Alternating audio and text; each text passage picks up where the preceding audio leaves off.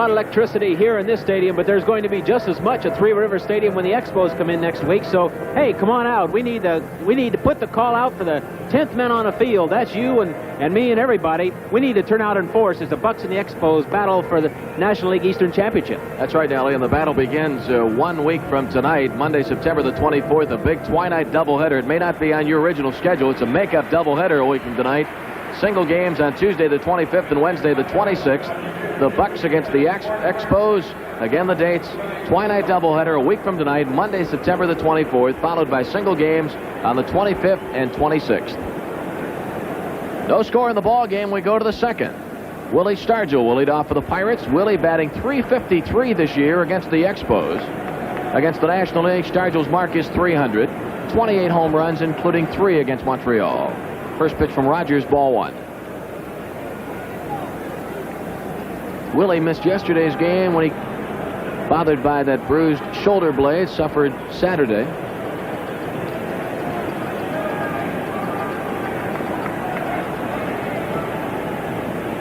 Rogers, 1-0 pitch, swung on, gulped through the right side by a diving Tony Perez, and Stargell is out with a leadoff single. Looked like it was a sinker ball down low to Stargell.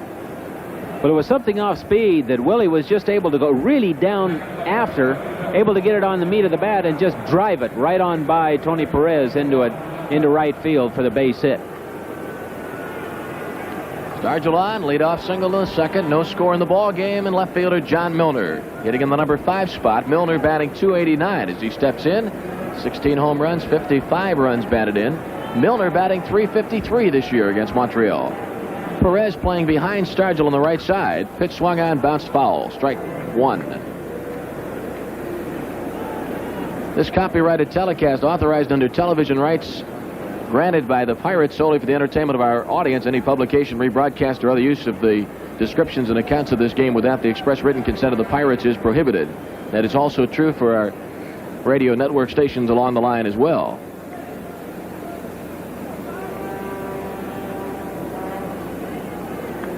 Rogers appeared set, then stepped away from the rubber, and Milner steps out of the batter's box.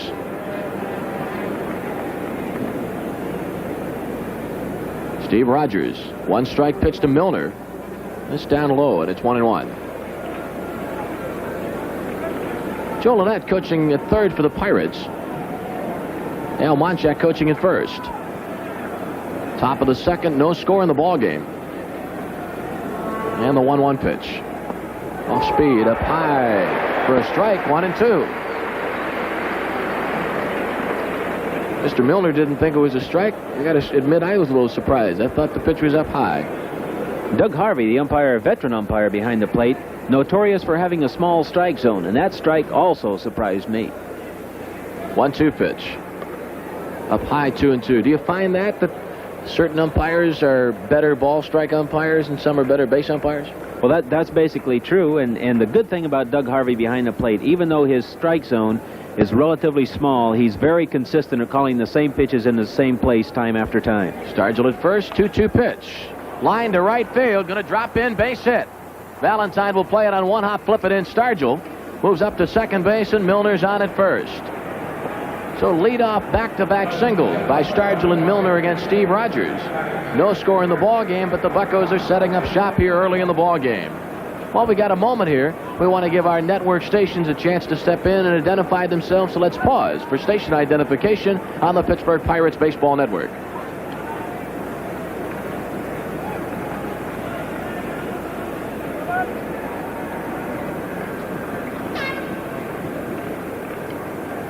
Bill Madlock hitting in the number 6 spot. Batting .281 on the year. Bunts at third base side. Parrish charging, gloving, throwing off balance to Perez, and he got him. Madlock is out, but the runners move up. Sacrifice going 5-3. And Stargell moves to third. Milner to second. So the Bucks with a couple of runners in scoring position. Good bunt by Madlock. An excellent bunt. The purpose of the bunt being to make the third baseman field the ball. If the pitcher is able to break off the mound, cover the line, they can still get our runner at third. And we were able to see Parrish charging the ball and firing to a speedy Madlock, who almost beat out the play, by the way. And Ott steps in. Infield up. Ott will step in with a .276 batting average, 7 home runs, 46 runs batted in. Well, sure like to go out in front early in this ballgame. We've been playing a lot of catch-up baseball lately. I think yesterday that's what we ran into with the Mets. We just fell behind one too many times against New York, and it's tough to play catch-up day after day. And in that role, it's hard to be patient. You want to go out there and drive those runs in because you know at this point in the season, every game is so important. And we were just a little impatient yesterday, swing at the first and second pitches off a non-control pitcher. There's a strike. Ed Ott had a notion, but it was in the strike zone, and it's 1-1. Stargell Milner led off the inning with singles, then moved up on the sacrifice bunt by Bill Madlock. Ed Ott has one of his 7 home runs this year off Steve Rogers. Batting with runners at second and third, 1 out. Ott swings and fouls it back.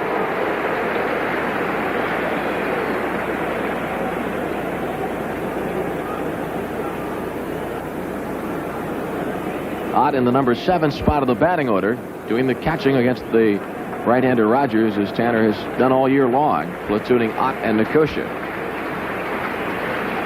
Runners lead off second and third. 1-2 pitch. That's up high, and it's 2-2. Rogers has changed his pattern on Ed Ott primarily because he's noticed that both Stargell and Milner were sitting on the off-speed stuff that he tried to establish early on. And so with another left-handed hitter hitting behind John Milner, he has now gone to his hard stuff, trying to keep Ed Ott more honest. Rogers is predominantly a sinker ball pitcher. He's got the good riding fastball as well. Ott is, in my mind, predominantly a low ball hitter. I don't think Ed Ott handles the hard stuff up high too much. 2-2 on Ott. Runners at second and third, 1 away.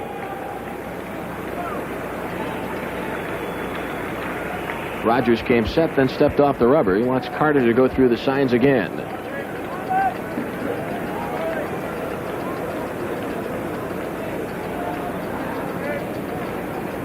No score, top of the second. Pitch is swung on and fouled off. Carter could not hold on, so the count remains at 2-2. By the way, as we play the Expos in a big 2-game series, you look at Stargell, he's at third. Willie led off the inning with a single. Milner at second base. John delivered with a single to right. Big series tonight as well between the California Angels and the Kansas City Royals in Kansas City. No score in the ball game. Pirates have runners at second and third and 1 out.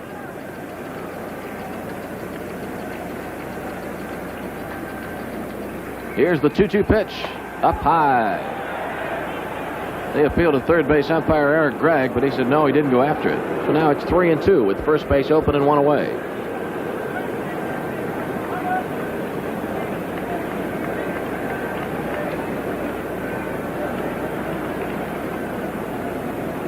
Rogers pitched against the Pirates on opening day. It was a no decision for him.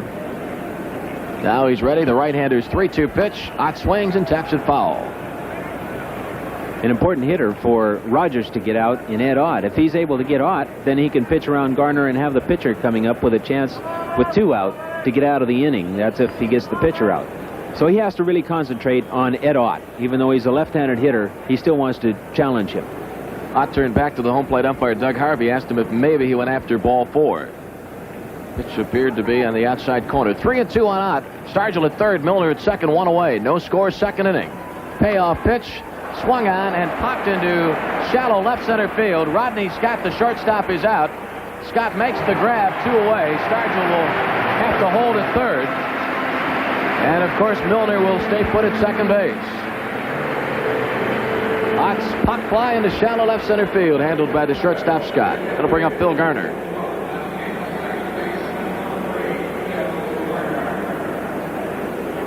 Time is called. Their pitching coach, Jim Brewer.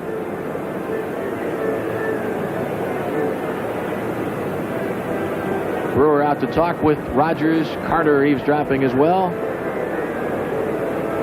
They have to be talking, Lanny, about the situation we just mentioned. They know that the pitcher is hitting behind Garner, and they want to know exactly what they want to do. Does Williams want to walk him? Just go ahead and walk him. Or try and pitch around Garner, make a perfect pitch or just miss with a pitcher hitting behind him. And they want to know what Roger wants to do. They've got to have this communication, even though it's early in the game.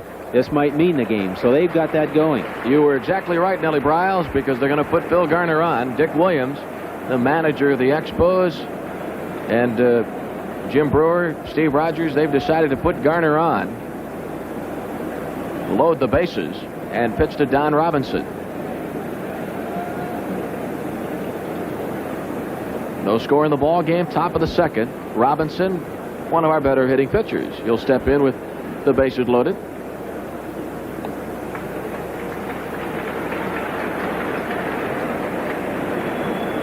Counting tonight's game, the Pirates have 16 games left. 8 at home, 8 on the road. Counting tonight's game, Montreal has 18 games left. 5 at home, 13 on the road. Don Robinson steps in, 186 batting average. Bases are loaded and 2 away. Top of the second, no score in the ball game.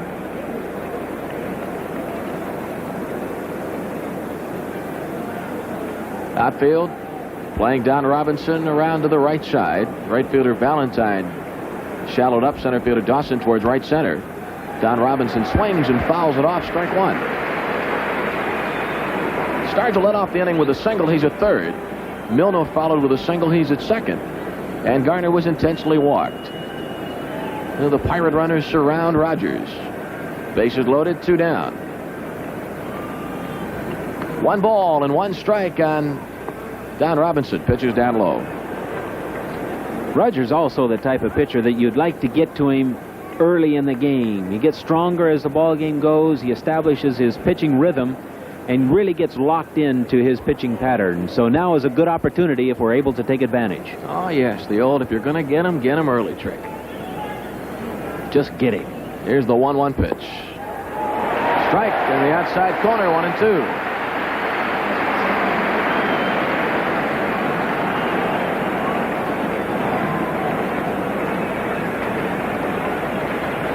Bases loaded with 2 down. No score in the ball game.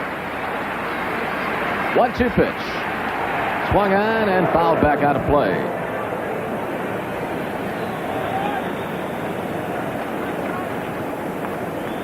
Rogers is 4-3 since the All-Star break. And a pretty impressive mark this year at home. He's won 11 of his 13 games right here at Olympic Stadium. Steve Rogers facing his mound opponent Don Robinson. Bases loaded, 2 outs. 1-2 pitch. Bouncer, left side of the mound. Shortstop Scott has it, fires on to Perez. Robinson is out. Pirates are retired in the second inning. No runs, 2 hits. An intentional walk to Stargell after an inning and a half from Montreal in game 1 of the series. Pirates nothing and the Expos nothing. It's a long drive, going, foul. If your transmission's gone foul after a long drive, see your local AMCO dealer. No score in the ball game, last half of the second.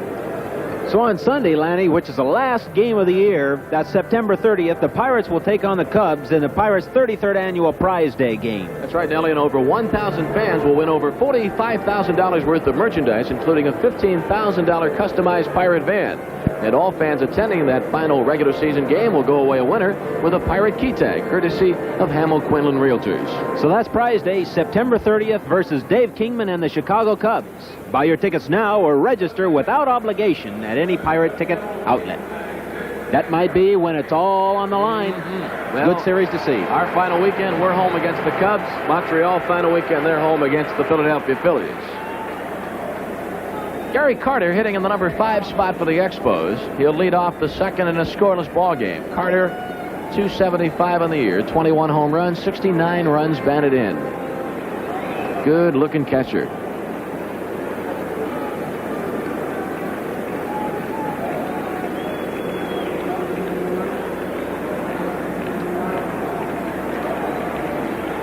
Wide open stance. The pitch to Carter, breaking pitch down low, ball 1. Talking today with Don Robinson about the hitters, he said, well, basically, with the exception of the left-handers, you can throw them all in the hat and pull out a name, and I'm going to pitch them the same. It doesn't matter. Yeah, they'll throw a lot of right-handers at you. Said every one of them like the ball out over the plate. They like to extend their arms and try and hit you off the end of the world. So he said, I have to saw that bat off and keep the ball down. Here's the 2-0 pitch. It's a strike, 2-1. So many times you talk to people about pitching to hitters, you hear them say, hard stuff in, breaking pitches away. I mean, that's basic right there. That's pitching by the book. High and tight, low and away. 2-1 pitch. Swing and a miss, 2-2. Look at Dandy right there. It's a good curveball. And I'll tell you, I'm really impressed by Don Robinson. He's been able to throw that real good curveball when he's been behind and get the hitters that are looking for that fastball way out in front. But you have to admire him for wanting that ball tonight. He hasn't had that good of a year with physical problems, and it would have been easy for him not to be ready tonight. But he wanted the ball, and for Don Robinson, tonight could start the season for him. That's right. Could be a brand new start. Here's the 2-2 pitch to Carter. Low and away, 3-2. Carter leading off the second. Scoreless ball game.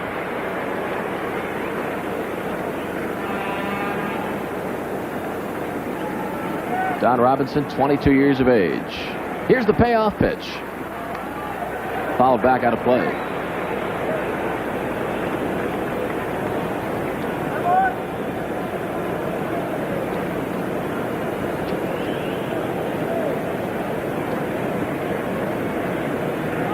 Montreal Expos. They've won 8 of their last 10, 18 of their last 21. Still have so many doubleheaders left. That'll be one of the things to look for in the final weeks of the season. Payoff pitch to Carter. Swung on, bouncer outside of third. It's a foul ball.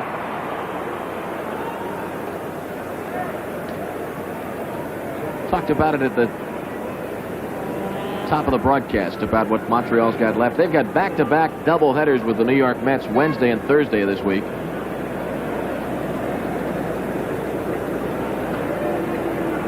And they just finished back-to-back doubleheaders with the Cardinals Saturday and Sunday. And they split both of the Twin Bills. A couple 11-inning ball games against the Cardinals. Carter swings on a 3-2 pitch and pops it foul. First base side out of play. Then, Lenny, as we have a makeup game on an open date on our schedule, the 27th, on which we're to play the St. Louis Cardinals, provided nothing else happens between now and then, the Expos travel to Atlanta and play them a doubleheader on an open date. So they've got the games backed up, and it might prove pretty tough on their pitching staff. Here's the 3-2 pitch to Carter. Swung on and popped up. That's going to be back over the screen out of play. Talking with Dave Van Horn, their broadcaster, their Montreal broadcaster, he was saying that many people who see the Expos or talk about the Expos underrate the Montreal pitching staff.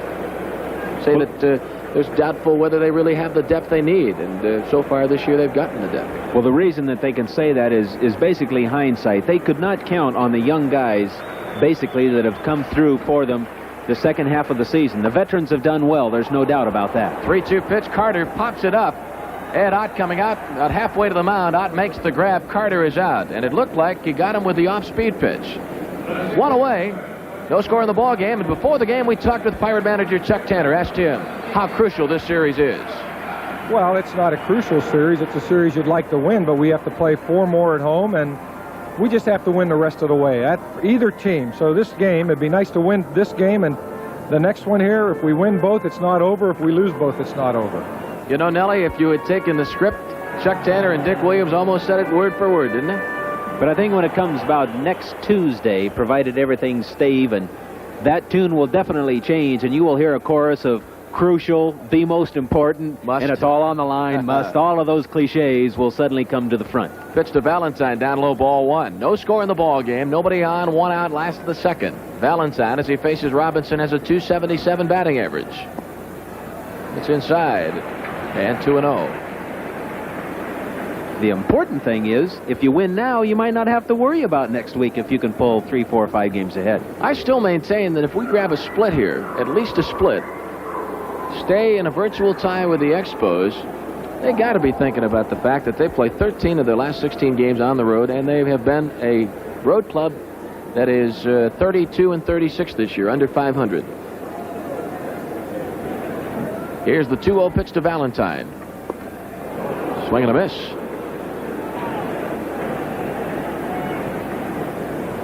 Pirates have 2 hits in the game. Got base hits from Stargell and Milner in the top of this inning. Expo base hit came in the first, recorded by Dave Cash. Robinson, 2-1 pitch to Valentine. Fouled back, and it's 2-2.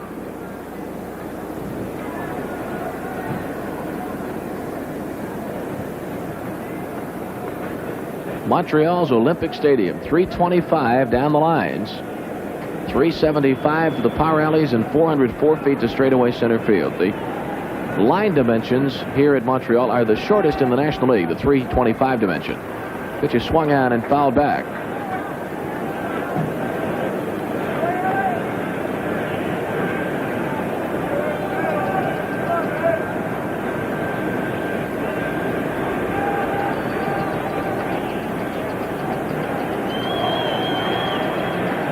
Nobody on, one away. Don Robinson with a 2-2 pitch to Valentine. Shot to center, Moreno. A couple of steps to his right, and he has it 2 away. Carter and Valentine retired first 2 outs. Omar Moreno took care of the Valentine fly ball. Bring up third baseman Larry Parrish, and boy, what a year he's having. Parrish, 306, 26 home runs, 72 runs batted in. This is what they were hoping Larry Parrish would do a couple of years ago when he first came up. But sometimes it takes a year or two under your belt, and under the right circumstances you mature. And that he certainly has this year, driving in a lot of runs and getting a lot of clutch home runs for them, driving in game winners. First pitch to Parrish is low and away, ball 1. Nobody on with 2 down. Don Robinson, right-hander with a 1-0 pitch. Swing and a miss. 1-1.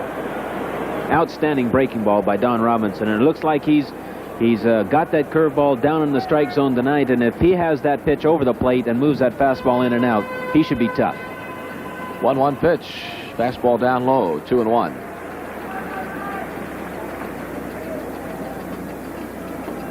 Don Robinson, a 3.26 lifetime ERA against the Expos. Parrish swings a line shot into left center field. Base hit. Ball is going to be cut off at the 1-0. Ball bobbled by Moreno. Omar having trouble picking the ball up. Parrish rounds second, and he'll stop there. Omar got to the ball right at the edge of the warning track, but could not find the handle. Don't know if it had a major effect on the play. It appeared as if Parrish was going for 2 anyways. Well, this is a breaking ball that Don Robinson just got over the plate. It was down, but it was out over the plate. Parrish went right with it, lined the ball into left center, and Omar having a little trouble picking up the handle, but got it in time to keep Parrish from advancing further. So it's a 2-out double for Larry Parrish, and it brings up Rodney Scott. Of course, he started the year at second base. Cash was on the bench. Now Rodney Scott, the batter, with a pitcher due up next. They're going to put Scott on. Pirates will intentionally walk Rodney Scott. Turnabout, fair play. They walk Garner to get to the pitcher, so we're going to do exactly the same thing. An interesting part of the Rodney Scott and Dave Cash saga here is the fact that Dave Cash replaced Scott at second base for offense. And then Scott turns around and replaces Spire at short for exactly the same reason. Spire not just doing well after he was trying to come back from his injury, and they inserted Scott at short. By the way, it was because of an injury that Scott really had to come out of the lineup initially, and it gave Cash a chance to play. And Cash played so well, Spire didn't play so well, and so when Scott was healthy, they put Scott at shortstop, and Cash stayed in the lineup. Allegedly, Rodney Scott was involved in a fracas with a security guard. That's how he originally got hurt. Parrish at second, Scott's at first, 2 down. Steve Rogers, the batter. No score in the ball game. Last half of the second. Pirates and Expos battling here in Montreal. These clubs in a virtual tie in the National League Eastern Division. Bouncer up the middle, shortstop Foley near the second base bag. Easily steps on second. Force out on Scott, and the Expos are done in the second. Montreal, no runs. 1 hit, the double by Parrish, an intentional walk in the inning. So after 2 innings of play, Pirates nothing and the Expos nothing. Good 3. On the air at 7:20, as it will be Bruce Keeson for the Bucks.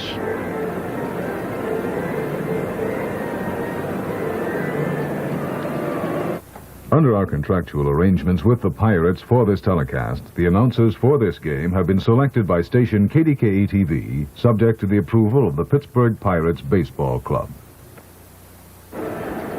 And you can root the Bucks home during this half of the 3rd inning. If a home run is hit, our contestant Tom Mickelay of Butler, Pennsylvania will win $1,100 worth of Giant Eagle groceries.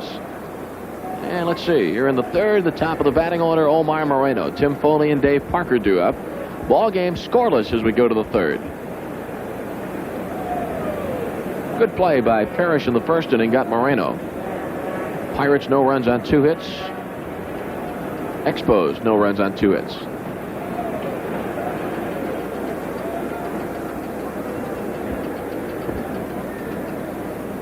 Steve Rogers delivers. And a strike on the inside corner. As we bring it to you from Montreal again, we'll remind you that with our sidekick Milo Hamilton, by doctor's orders, told to take a couple days off, we're broadcasting from Montreal for both the radio and TV sides as well. Pitch to Moreno is down low, 1-1.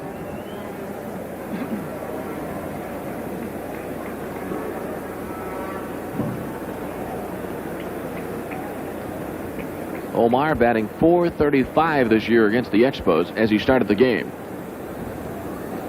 And he's had 6 of his 69 stolen bases against Montreal. Swung on, a shot up the middle, base hit. Omar with a solid single to center. And he's aboard. Omar, 69 stolen bases. He is 2 away from the mark that he set a year ago. Now Tim Foley will bat for our Giant Eagle contestant, Tom Mickle of Butler, $1,100 in the jackpot. Tim Foley, you know, he looks a little bit like Y.A. Tittle. He's wearing the black high tops. Remember Y.A. Tittle with the Giants who used to wear those high top spikes? Well, if he could wear them as a quarterback in football, he's a quarterback of the infield. Why can't he wear them in this situation? I hope he's not setting a trend. They aren't the prettiest thing in the world. I was going to say, they're downright ugly. Moreno at first base, nobody out. Third inning, no score in the ball game. Rogers steps back off the rubber and turned his shoulder but didn't unload the ball.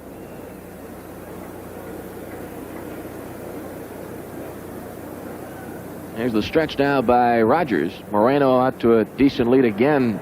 Rogers bluffs the throw but doesn't unload. Yeah, Tim said, hey, they might be ugly, but he said it gets the job done. He has both ankles taped, but he said those high tops give him just the added support where he's not afraid to go in the hole and have to really pivot on that foot. Close play at first. Rogers throw to try to nip Moreno, but Omar got back. Pretty good move by Steve Rogers. Certainly was. He's been working on Omar with different deliveries and different speeds to first base, and this was his real good move. And if the throw had been right on the bag, he had a chance at Omar. Nobody out in the third. Scoreless ball game. Foley 0 for 1, fly to right first time up. Throw to first. Omar back. Rogers thought he had him.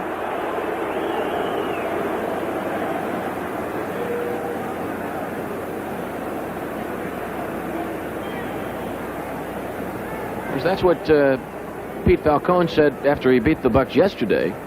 That one of the keys to his success against the Pirates in yesterday's game at Three Rivers was his ability to keep Moreno off the base. Omar's running. Pitch is a strike. Throw to second base is not in time. Throw was high. Omar gets his 70th stolen base of the year. Got a good jump off first base. Omar was not going to be intimidated by all those throws, knowing that he could get back. Got that little bit of extra, took off the first pitch he got, and just flat beat a high Carter throw. Omar, 70 stolen bases, so one shy now of equaling his 1978 mark. No balls and 1 strike on Foley. Foley's job is to get him to third, hit the ball behind the runner or bunt. Bunting it. Rogers comes down off the hill. He has it, fires to Perez, and Moreno moves to third. So old high tops himself. Foley got the sacrifice bunt down in perfect fashion. Got Moreno over to third.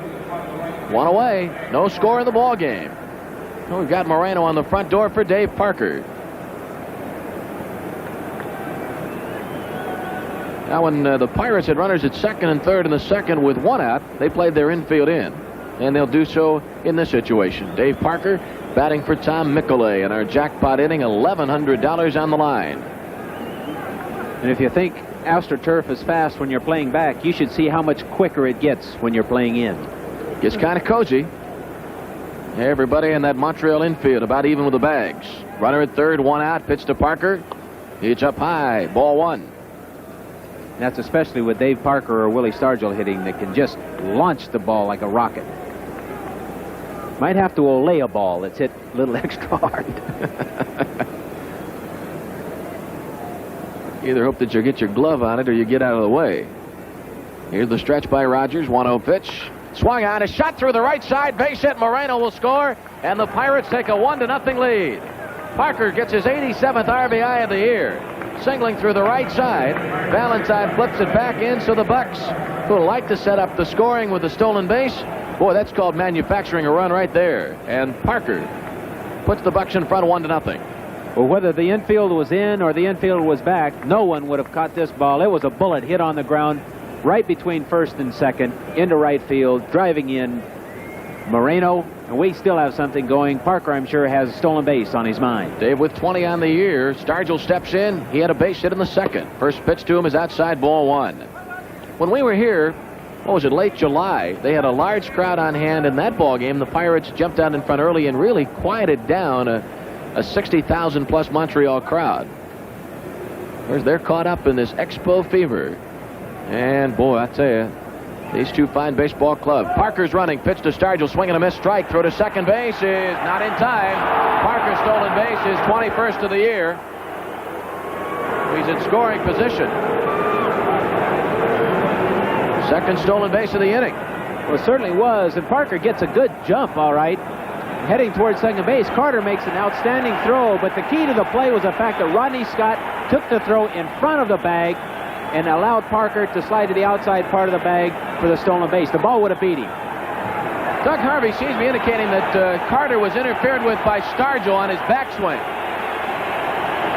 Yeah, I think he's saying that Willie came around on his big swing and got a piece of Carter and interfered with his throw. Tanner, Stargell, Milner all there. I missed the play. I was watching Parker running towards second base, and Carter came out of the chute with Willie in his wind-up type swing. It appeared as though that Willie hit him on the glove and interfered with his motion going towards second base. And as Willie took the big swing, he kind of was leaning in towards Carter a little bit. And I'm sure they're arguing that that's his natural swing, that he isn't doing anything differently with that type of swing than he has with all the other swings, and therefore did not deliberately try and interfere with the catcher. Yeah, Willie took the big swipe with Parker running. Dave's going to go back to first base. How do you erase ink on your scorecard when you have Parker down to second base on a stolen base? Well, don't take it off yet. We might get it yet. Maybe you'll bail us out. Well, that's the call. Parker back to first. Now Chuck's going to come out and get further clarification from Doug Harvey.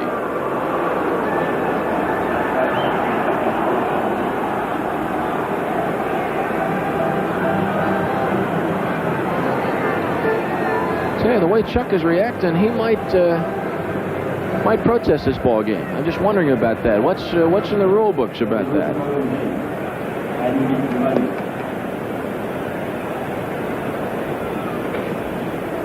Now Dick Williams is out of the Montreal dugout. What happened in that situation? Parker running on the pitch. Willie with that big swing of his. His bat came around. It did catch Carter's glove. And so Doug Harvey has ruled that. And now Doug Harvey is on the phone to the press box.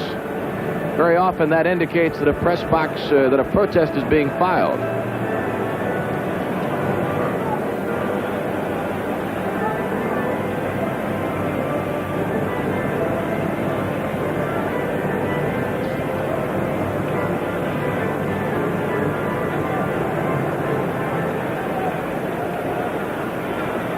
And now apparently Harvey's going to talk with his crewmates, Andy Olson, Frank Pulley, and Eric Gregg. Well, with the importance of this game, they want to make sure that they have the rule exactly right, and they're going over the play and ask how each of the different umpires saw the play in their own mind. They don't want to make a mistake, and they know the importance of the game.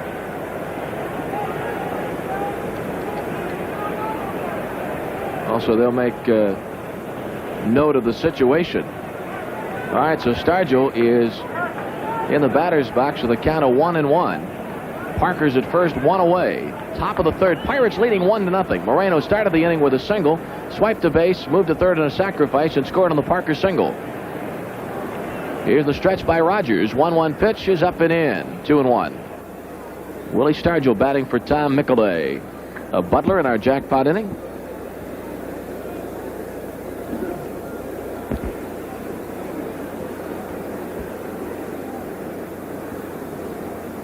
Rogers delivers. 2-1 pitch. Stargell swings a shot into right center field. Dawson coming over and makes a running catch. Parker's all the way around second. He's got to hurry back. He retouches second base. Here's the throw to first. Double play. Parker was positive that the ball was going to get in the gap. But Dawson made an outstanding running catch in right center field. And Dawson turned and fired the ball back in. Just an unbelievable grab by Dawson. Catching up with a Stargell drive right at the edge of the warning track in right center. Parker was all the way around. Dawson, after he's caromed off the wall, fired it back in and doubled Parker off first base. So the Pirates in the third settle for a run. No home run during this Giant Eagle sweepstakes inning, but for Tom Mickelay, our contestant, we'd like him to have a certificate for 10 Tasty Cake family packs and an assortment of Daily Juice products available at participating grocers. Our next Giant Eagle sweepstakes inning will be worth $1,200. After 2.5 here in Montreal, Pirates 1 and the Expos 0.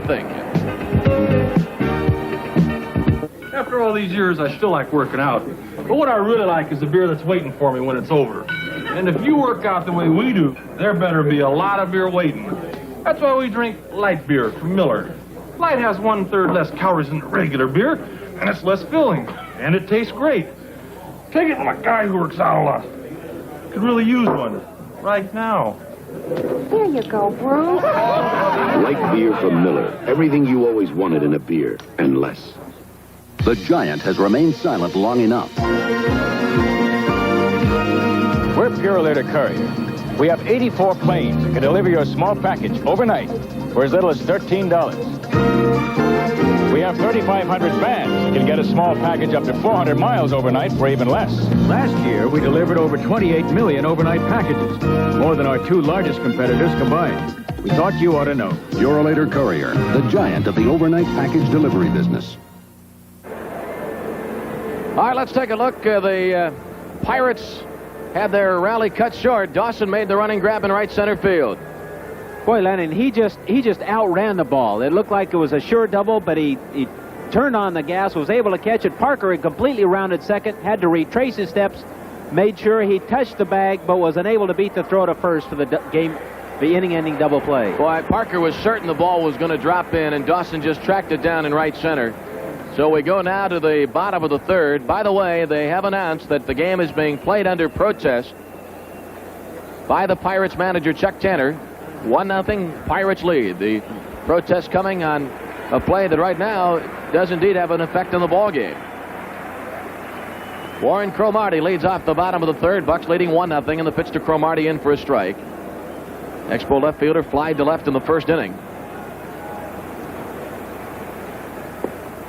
Up high, and it's 1-1.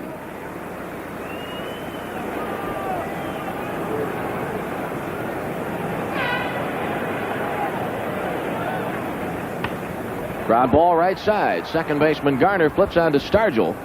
Cromartie is out 1 away in the third. Well, it's a big series. Pirates and Expos battling head-to-head. And before the game, we talked with Expos second baseman Dave Cash. Asked him if playing against his ex-teammates, particularly in this series, gives him an extra lift. Well, not really, Nelly, but the importance of the game gives me all the lift I think I need. And right now, these 2 games are vitally important, I feel. Dave Cash, who at the trading deadline asked to be traded by the Expos, but he has stayed around and playing a big part.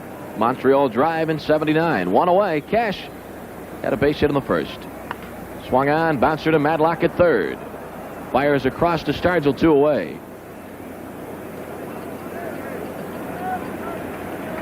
You know, just looking at the rule book here on that play in which Stargell was called for interference, there is a section of the book that says if a batter strikes at a ball and misses and swings so hard he carries the bat all the way around, and in the umpire's judgment unintentionally hits the catcher or the ball in back of him on the backswing before the catcher has securely held the ball, shall be called a strike only, not interference.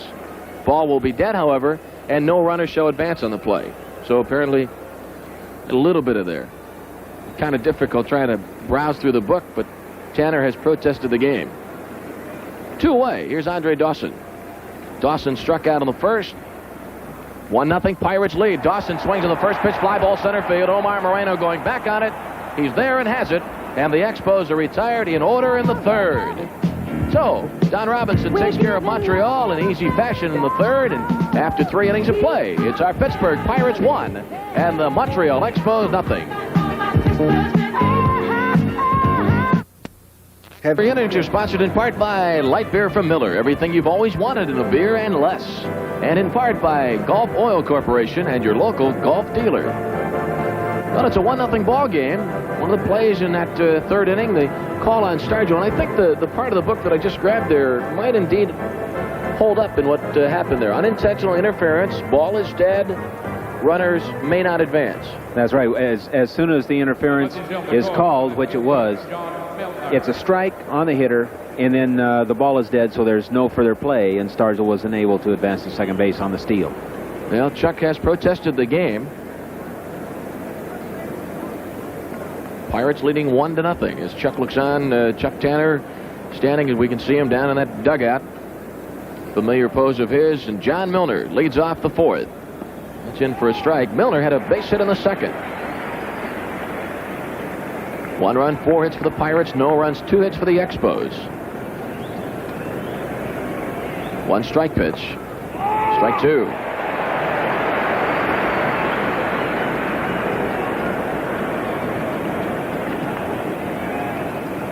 Back in the third, the double play that was recorded on Stargell's fly ball to right center, pitch outside 1 and 2. The out at first base went 8-3 as Dawson fired it into Perez. Doubling up Dave Parker at first base. 1-2 pitch, check swing, foul ball, third base side. And later in the game, we might look back and say that might have been the key point of this ball game.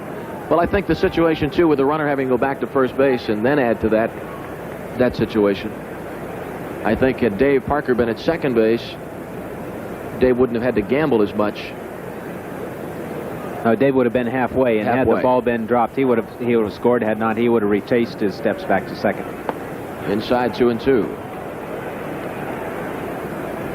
Oh, what a series here. Pirates and Expos. And after we play them again tomorrow night here in Montreal, we'll go head-to-head with the Expos 4 games next week back in Pittsburgh. Milner swings a fly ball to left field. Warren Cromartie drifting over near the line, and Cromartie has it. Milner's out 1 away in the fourth. Pirates leading 1-0 against Steve Rogers. Again, we want to remind you now, if you have a Pirate pocket schedule, it may look like next Monday's an off day, but it's not. We play 2 very big ball games against this Montreal Expo club, a twilight doubleheader that will start at 6:05. Then single games against the Expos on Tuesday the 25th and Wednesday the 26th. Pitch to Matlock is up high, ball 1. And it may look on your schedules if the 27th of September is an off day. It may be, but an excellent chance that we'll be playing at home on the 27th against the Cardinals. Or maybe against Montreal. Or maybe, who knows? Pitch is fouled off 1-1. All depends on the weather. Yeah, the only way that we would not play at home on that Thursday, the 27th, would be if the Cardinals had a game rained out against the Phillies. Here's the 1-1 pitch. Swung on, bouncer outside of third. 1 ball, 2 strikes.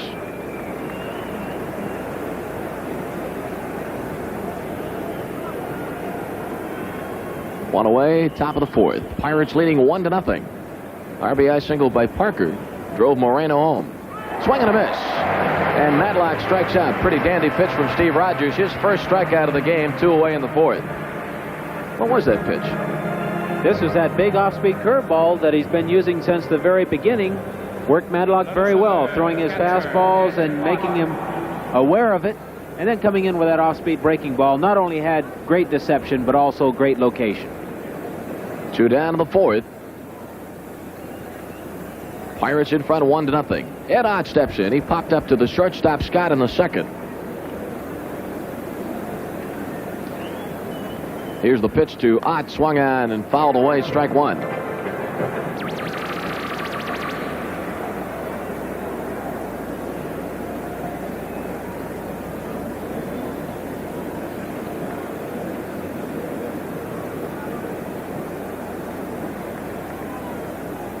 Outfield playing Ott around as a pull hitter to right. One strike pitch, fastball away, 1-1. Gary Carter's assessment of Rogers is that sometimes when he gets in trouble, he starts thinking too much and forgets just to go out there and throw the ball with an idea of location. So that's when he usually gets in trouble and outthinks himself. Ott swings and misses 1-2. I often felt, I don't know, as a viewer watching George Medich pitch for the Pirates, that at times George had a tendency to think a little too much on the mound, not just go out there and go with his instincts. Medich probably tried to dissect each pitch as he was throwing. Inside 2-2. Duffy Dyer used to say that when George was on the mound, they didn't go to an indicator. They used to come up and use square roots of numbers. You know, it was something like he'd drop 3 or 4 fingers and then take the square root of that, and that would be the pitch. Duffy didn't catch on too quickly. Here's the 2-2 pitch. Outside corner for a called third strike. Second strikeout for Rogers. They come back-to-back in the fourth. The Pirates are retired in order. So this big 2-game series, the first game tonight, after 3.5 innings of play, it's the Pittsburgh Pirates 1 and the Montreal Expos nothing. Have faith in you. A good quarterback does his homework on and off the field. That's probably why the three of us are all drinking light beer from Miller. Hey, Light's got a third less calories than the regular beer, and it's less filling. Plus, it tastes great. And you know it's important to have a command of facts like that. It's mental discipline, really. You're darn right. Because if you know every position, every option, every formation, you'll never get your signals crossed. Hey, that's my beer, Terry. Oh, no, this is... No, wait a minute. Well, you big... Wait a minute. Light beer from Miller. Everything you always wanted in a beer, and less. Days, get a $400 check from Chrysler and a $400 check from South Hills Chrysler Plymouth on most remaining 79s in stock. Well, after tonight, games remaining for Montreal 17, including 13 on the road. After tonight, Pirates have 15 left, over half, 8 of them at home. Well, the advantage, I think, is with the Pirates at this point, because we do have 8 of those games at home, finishing the last week at home, and especially against Montreal, we have a chance to get all of that outside support from our home fans. Montreal, not knowing that they don't play that well on the road, I think psychologically that might have to work on them, and they have to go out and win those ball games. We played a couple more, even though we've lost one more, they still have to go out and win. Yeah, the Expos have to be confronted with what the Pirate fans did with the Phillies last year in the final weekend of the season. Tony Perez leads off the bottom of the fourth. First pitch to him, down low, ball 1. Anybody who saw that series last weekend of the 78 season against the Phillies, boy, the crowd just pumped up that entire Pirate ball club. 1-0 pitch, outside 2-0. And, of course, the one-run victories in the Friday night wins over the Philadelphia Phillies set the stage for the Saturday game. Here's the 2-0 pitch. That's in for a strike, 2-1. Tony Perez facing Don Robinson, last half of the fourth. Pirates leading 1-0. Fastball up and in, 3-1. Haven't seen too many 3-1 counts in the ballgame. Both pitchers have stayed primarily ahead of the hitters, getting their both off-speed and fastballs over the plate, but Don Robinson just lost Tony Perez, I think, trying to throw the ball a little too hard. Pitch downstairs for ball 4. Second walk issued by Don Robinson. First one was an intentional walk of Scott in the second.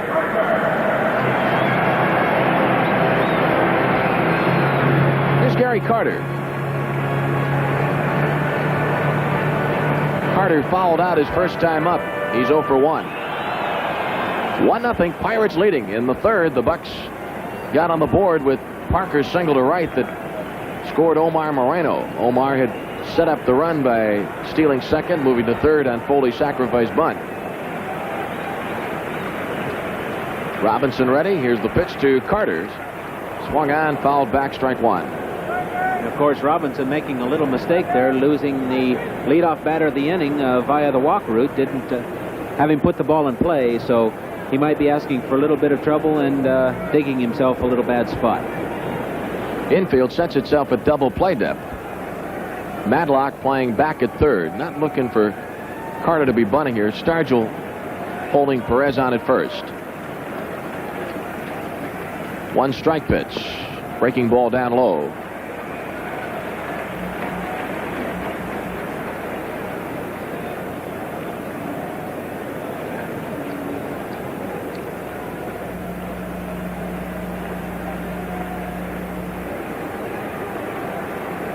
Nothing. Pirates lead. Last half of the 4th.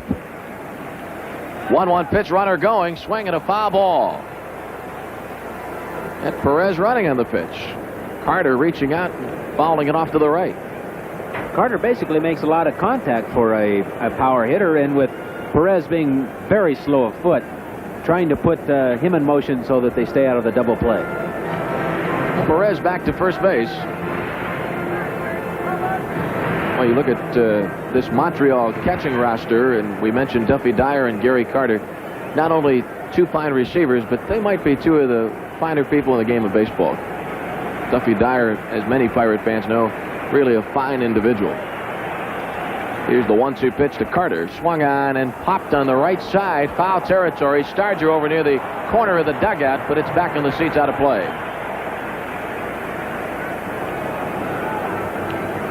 Willie Stargell, who dabbles in photography himself, looked like he was going to get a bird's eye view of the camera cage on the first base side. Maybe come away with a nice zoom lens. Willie came into the clubhouse the other day with about 300 pictures. Been taking a lot of photographs. Perez at first, nobody out. Bottom of the 4th. Pirates leading 1-0. 1-2 pitch. Down low.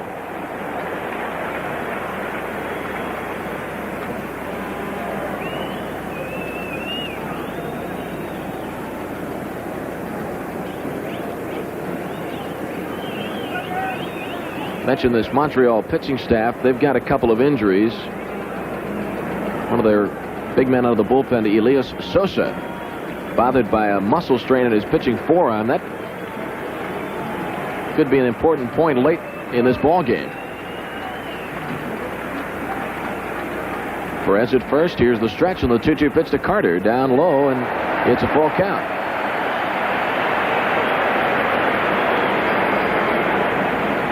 Don Robinson walked Tony Perez on 5 pitches. Now he's 3-2 on Carter.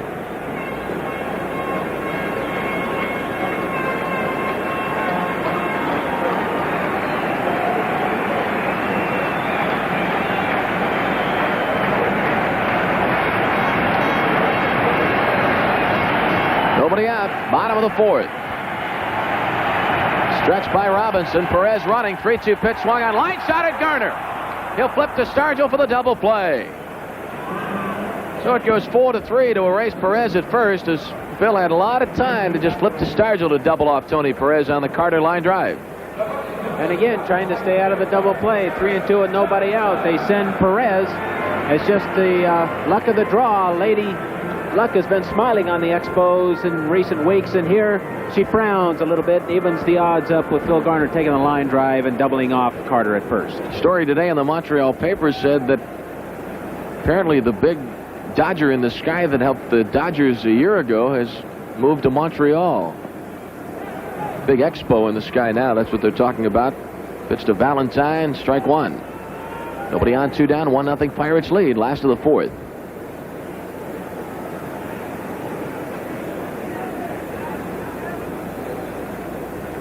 Pirates got the run in the 3rd. We're now in the 4th. Off speed, Valentine. Fly ball center field. Moreno coming in. Bucco center fielder has it. And the Expos are retired in the 4th. Montreal, no runs. A walk in the inning. Carter lined into a double play. Then Valentine flying to center. And that's all after 4 innings of play. It's our Pittsburgh Pirates 1 and the Expos nothing. If you're looking for... This is it, this half of the 5th inning. You can root the Buccos home And our contestant is Kathy Kennedy of Pittsburgh. Kathy, if a home run is hit during this 5th inning by the Buccos, you'll win $1,200 worth of Giant Eagle groceries. Phil Garner, Don Robinson, and Omar Moreno are due up in the inning. A note passed on to us in our broadcast location. Diana McLean, who grew up in Pittsburgh, has seized her husband. I'm quoting from the letter. Has seized her husband, Robert Daniels, dragged him from Cleveland, of all places, to Montreal, where for the next 2 nights they're spending their honeymoon in the stands here at Olympic Stadium, screaming, "Beat 'em Bucks." All right, Diana. That's what they're screaming, huh? Beat 'em Bucks. That's devotion. 1-0. Pirates are leading 5th inning. Phil Garner, an intentional walk in the 2nd. Down low, ball 1. Just about when I'm thinking that I'm a household name, I get a letter up in the booth addressed to Lenny Fratteri. Close. Here's the 1-0 pitch. Outside corner, 1-1. Steve Rogers facing the Pirates in the 5th. Bucks leading 1-0. Got the run on a Parker single in the 3rd that drove in Omar Moreno. Here's the 1-1 pitch. And down low. Garner facing Rogers. Robinson to follow, then Omar Moreno. And as we stated at the top of the broadcast, it's going to be pitching that dominates, backed by good, solid defense, and we've certainly seen that in the first 4 innings. Yes, we have. Garner fouls the pitch off, and it's 2-2. Fine defensive plays, one by Parrish of the Expos in the 1st, and then the running grab by Dawson on the Stargell drive in right center in the 3rd. A couple of the big plays for the Expos behind Steve Rogers. 2-2 pitch. Check swing, foul ball on the right side.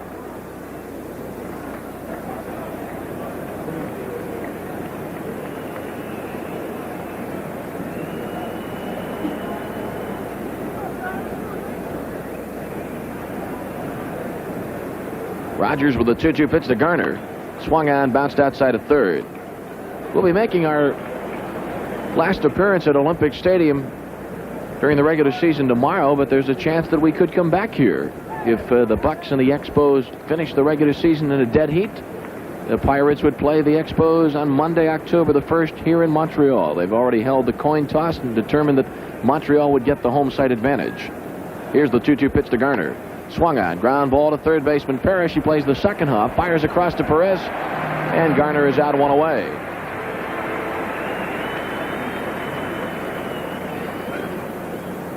So now Don Robinson will face Steve Rogers, and Don will be batting for Kathy Kennedy. $1,200 in our jackpot.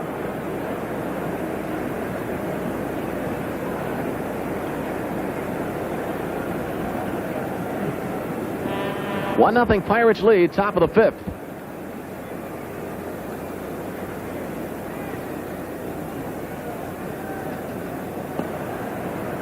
Pitch outside, ball 1.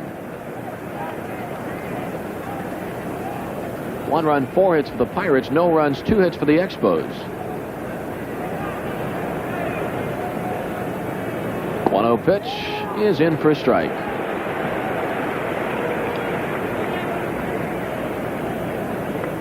Steve Rogers with 5 shutouts this year. He's blanked the Phillies twice, the Cubs once, the Giants once, and he's shut out the Pirates once.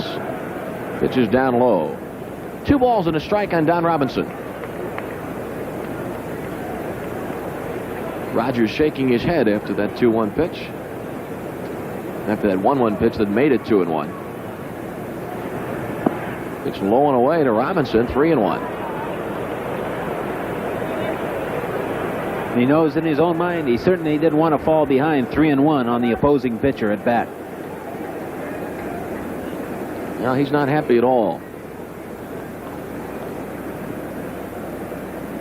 1 out, nobody on, top of the 5th.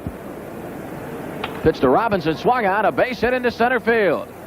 He jumps on that 3-1 pitch. That's hit number 5 for the Bucks. Don Robinson is on with 1 away here in the 5th inning.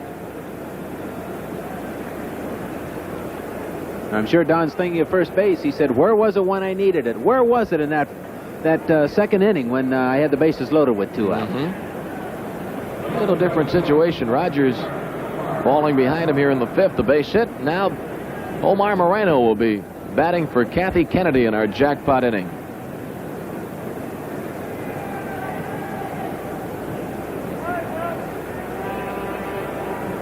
Right-hander James warming up in the bullpen for the Expos. Bob James.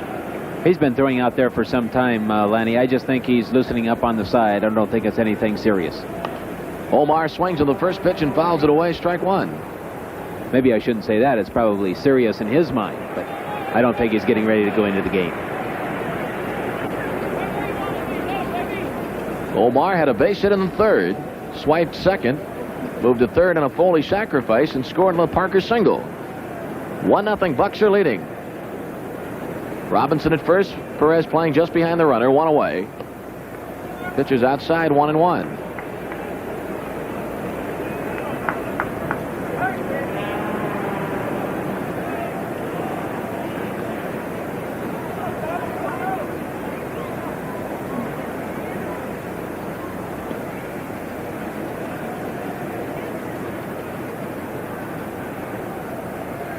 Steve Rogers has the sign.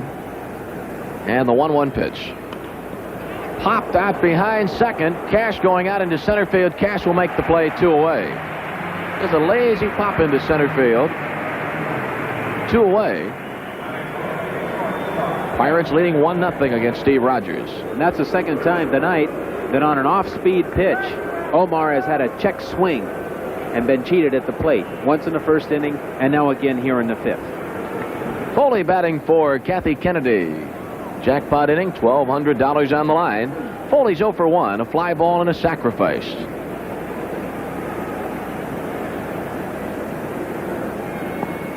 Pitch down low to Foley, ball 1.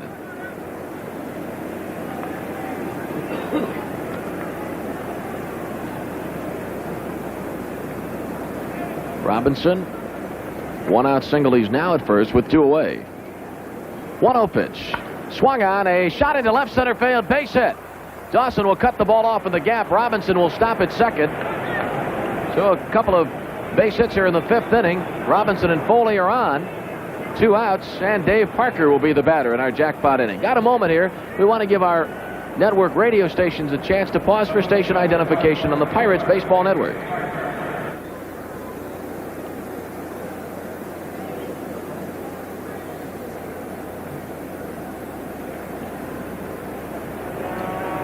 Parker now batting for Kathy Kennedy in our jackpot inning.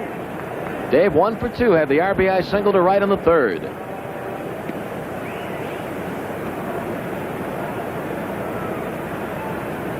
A packed house at Olympic Stadium. Pirates and Expos. Started the day in a virtual tie for first place in the National League Eastern Division. Here's the pitch to Parker. Inside, ball 1. The ingredients for a successful ball club. Timely hitting, good pitching, solid defense. Bucks looking to put it together tonight against the Expos. Running mates, Robinson at 2nd, Foley at 1st. 2 down, top of the 5th. Rogers 1-0 pitch. Just outside, 2-0.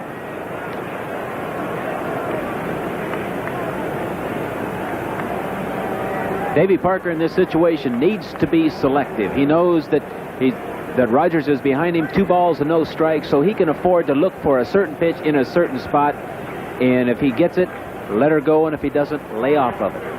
Rogers ready, the 2-0 pitch. Parker swings, a bouncer outside of 1st. Pitch looked inside a little bit, 2-1. And the confidence of Rogers that he has in that off-speed pitch, he was able to throw that slider right in on Davey Parker's fist, even though he was behind him, 2-0. 1-0 Pirates are leading in the 5th inning. Bucks have 2 on, 2 away. Here's the 2-1 pitch, swung on, a bouncer outside of 1st.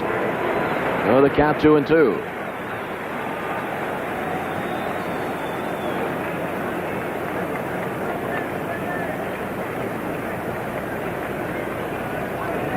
Here in the 5th inning, Robinson with a 1-out single. He's now at 2nd base after Foley's base hit.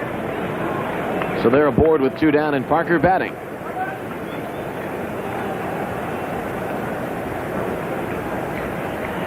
Rogers checks the runners. Here's the 2-2 pitch. Off-speed bouncer right side. It's through. Base hit.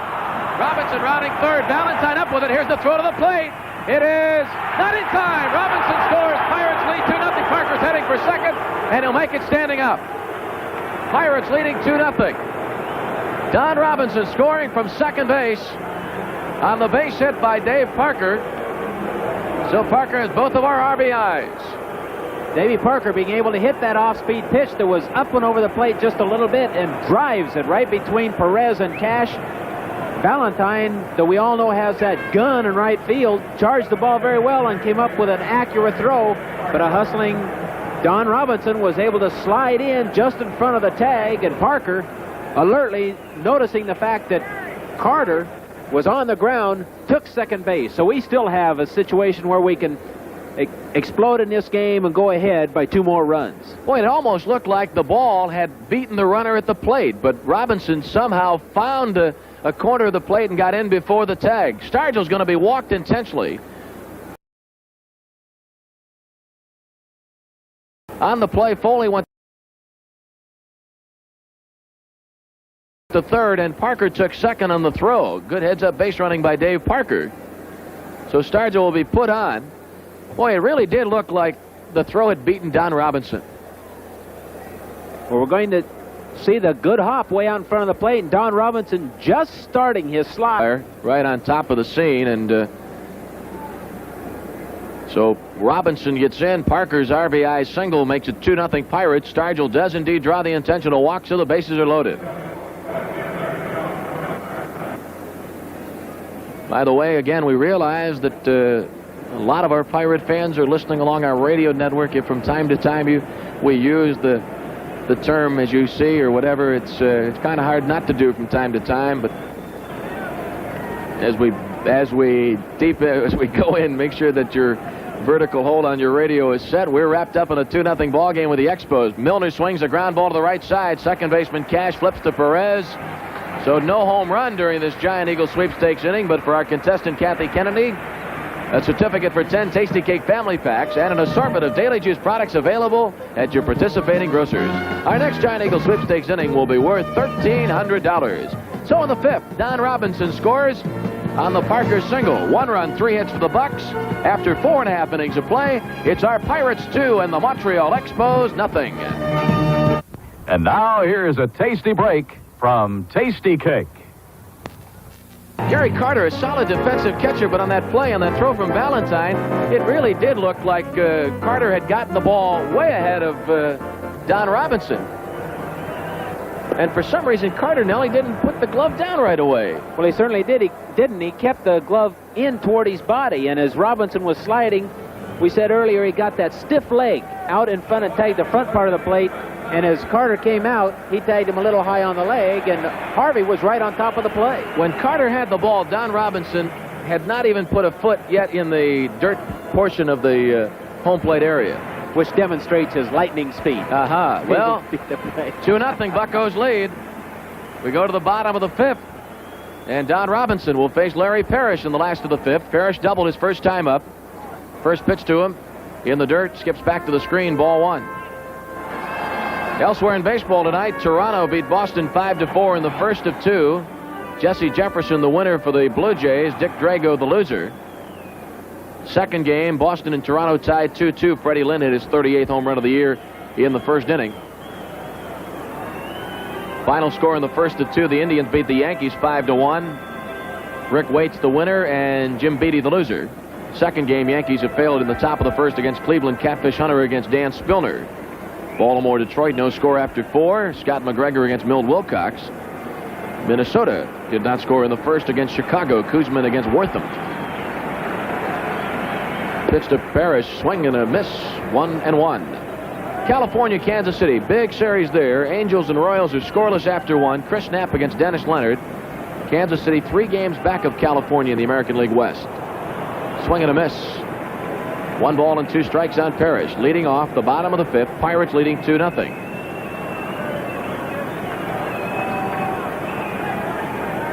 Take a look at the National League board in a moment. Don Robinson. 1-2 pitch. Fly ball left center field. Omar Moreno going into the gap. The ball's going to be off the wall. And it pops high in the air. Parrish into second base. His second hit of the game. Both hits doubles.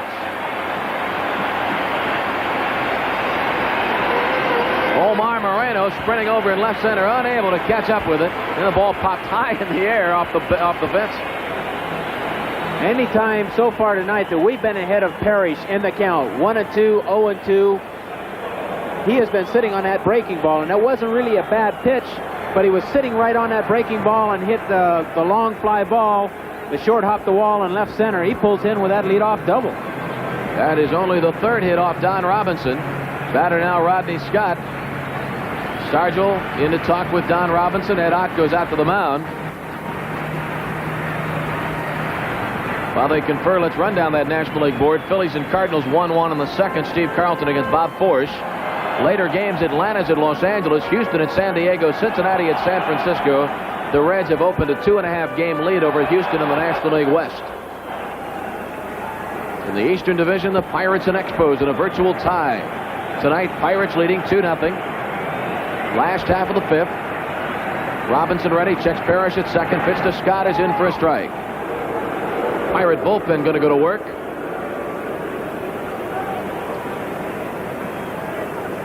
Enrique Romo, who injured the base of his right index finger the other day, is well enough to pitch tonight, and he'll start warming up. Pitches inside to Scott, and it's 1-1. That leadoff double by Parrish coming in the number 7 spot. Don with a good chance to get out of it here if he can take care of Scott and Rogers. Of course, they might go to their bench. There's a line shot. Base hit. Moreno bobbles the ball. Parrish is coming. Here's the throw to the plate. Run scores. It's now 2-1. Throw to second, but Rodney Scott gets back. So it is a 2-1 ball game. A looping liner just up over the glove of Tim Foley. Ball was inside on Scott. He was able to get his hands through and inside out the ball.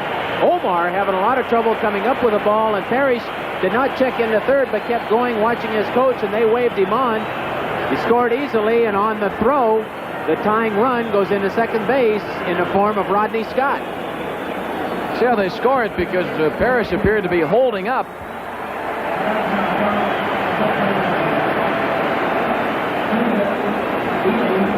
An error is charged on Moreno. And no RBI for Scott. Robinson turns and throws to second base, but Scott got back. So it is a single for Scott. An error charged on Omar Moreno. Parrish scores. Steve Rogers, the batter. The infield, Pirate infield, looking for the bunt. Rogers shows it, bunts it. Stargell has it, going to go to third. Throws the Madlock, and they tag Rodney Scott. One away. Got the lead man. Good anticipation by Stargell. Handled the bunt by Rogers and fired over to Madlock at third. Good play. Rogers bunts the ball a little too firm, and with a charging Willie Stargell, the first baseman, coming in, the ball was a perfect one hop right to him. Comes in and makes a good throw to Madlock and nails a sliding Rodney Scott quite easily. You know, I think the ball stayed in the air long enough, too, that it froze Rodney Scott for a bit off second base. So Rogers is on at first. One away. Rogers able to stay in the game in a bunt situation. Pirates leading 2-1 in the last of the fifth, and what a dandy ball game we got tonight. These two clubs going to battle right down to the wire in this Eastern Division race, and they are wrapped up in a one-run affair here tonight in the bottom of the fifth. Warren Cromartie, the batter, he's 0 for 2, is flied out and grounded out. Rogers at first, pitch swung on and fouled off, strike one. And the Expos battling right back. This shows the character of this Expo club. They aren't going to sit down and die for anyone. It's got to be one of the reasons they've been able to stay in this race so long with a club that is relatively young. They will not die. Keep coming at you. Cromartie facing Don Robinson. Rogers at first, one away. Here's the one-strike pitch, and it's outside.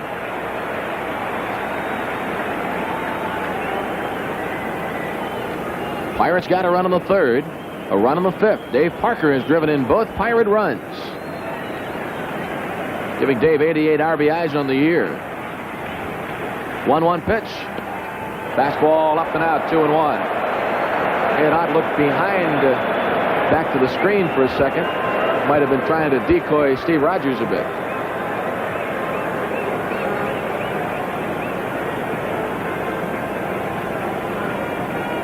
Robinson getting off the dirt of the mound to rub up a new ball, went to his mouth, but if you're off the mound, it doesn't count. Got a new baseball and one he likes.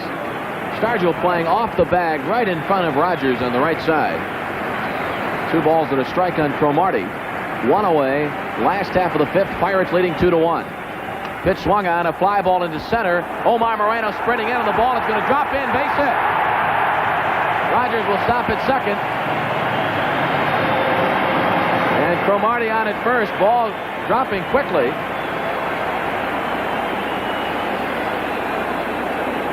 Expos have 2 on.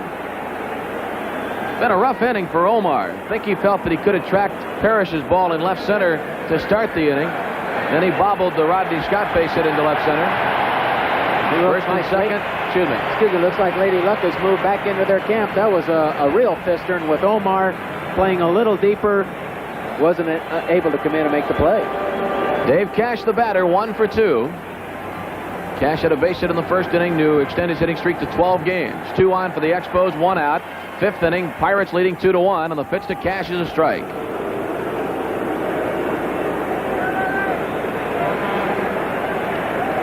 We've heard a lot of stories about how things have really gone Montreal's way the last couple of weeks. Funny bounces that have helped the Expos win ball games. Pitches a fly ball down the right field line. Parker drifting over in the corner. Dave will make the grab right outside the line. Rogers moving over to third on the play.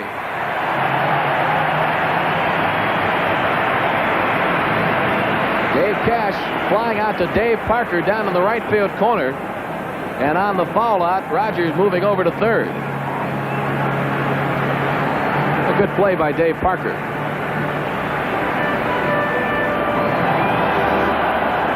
Le voltigeur de centre, center fielder. Montreal mascot here. They have one. I guess most of the clubs in the big leagues have mascots now. A Youpie, that's what they call it. A Montreal Youpie.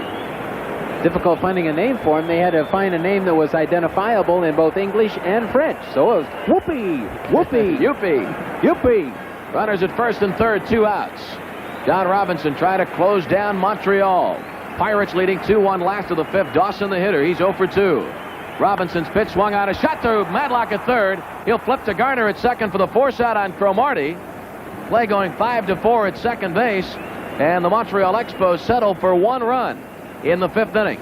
On 3 hits, 1 Pirate error.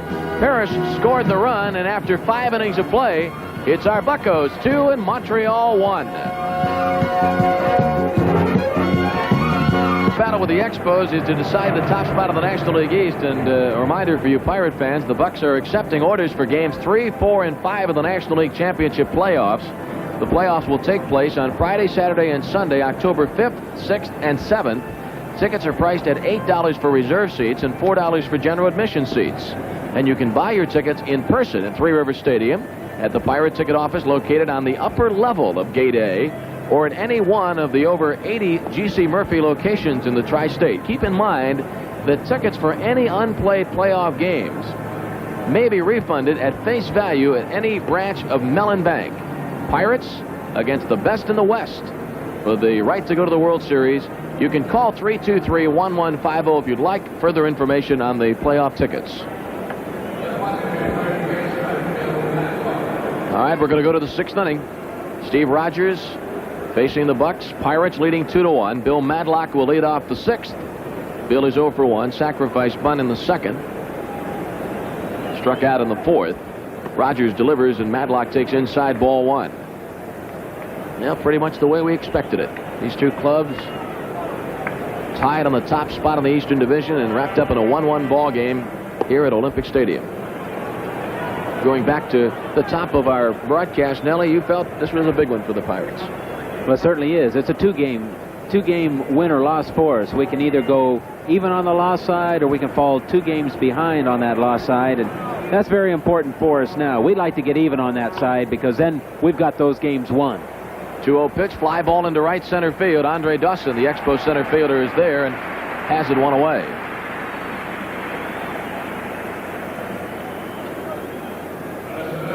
Two-1. Pirates are leading. Bucks are batting in the 6th inning. That'll bring up catcher Ed Ott. He's 0 for 2.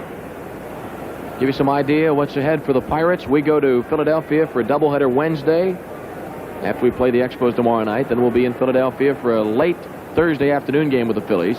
Into Chicago for a weekend set against the Cubs. Pitch to Ed Ott is outside, ball 1. Montreal plays back-to-back doubleheaders with the New York Mets at Shea Wednesday and Thursday of this week. Here's the 1-0 pitch. Ott swings and pops it down the left side. Parrish and Scott converging in foul territory, but it's going to drop, and it'll be strike 1.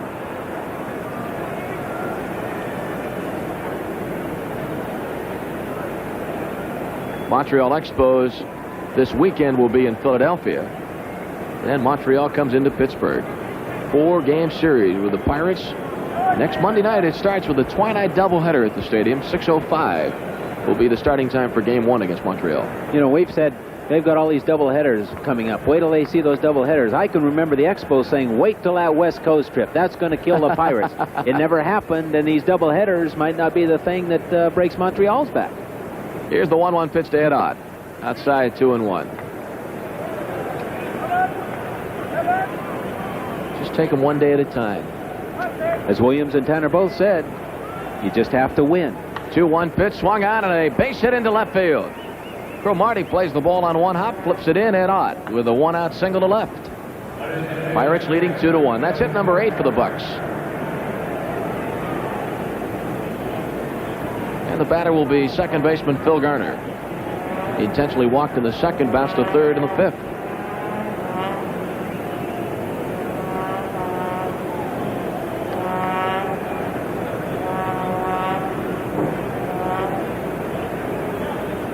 Here's the stretch by Rogers. Pitch to Garner is a strike in the outside corner.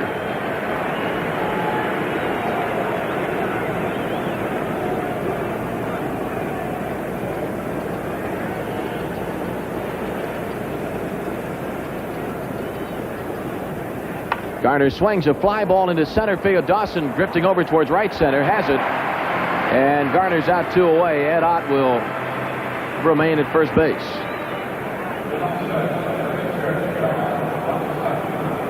Bring up pitcher Don Robinson. Robinson 1 for 2. He had a base hit in the 5th. And scored our second run, the run that right now has us in front. And you can understand in that situation why Steve Rogers was shaking his head at following 3 behind on the opposing pitcher. Knew he was in trouble and had to throw a strike, and Robinson took advantage of it. Pitch to Don Robinson, a strike on the inside corner, called strike. Ott at first with 2 away.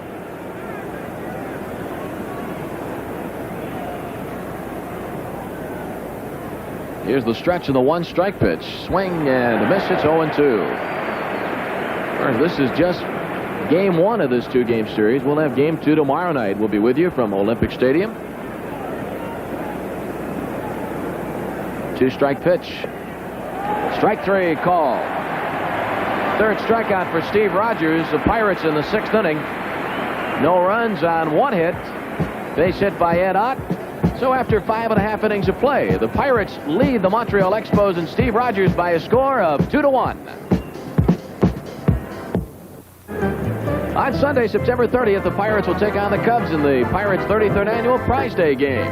So over 1,000 fans will win over $45,000 worth of merchandise, including a $15,000 customized Pirate band. Plus, all fans attending that game will go away a winner with a Pirate key tag, courtesy of Hamilquinlan Realtors. And it all comes down to the final day of the regular season, Prize Day, September the 30th, against Dave Kingman and the Cubs. Buy your tickets now or register without obligation at any Pirate ticket outlet. Could come down to that final day. Dave Kingman might be battling Mike Schmidt for a home run crown.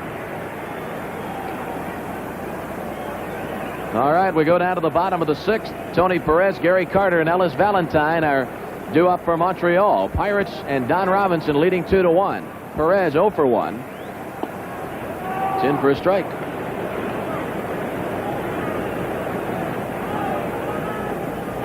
Bruce Keeson gets Bill Lee tomorrow in the 2nd game of the series.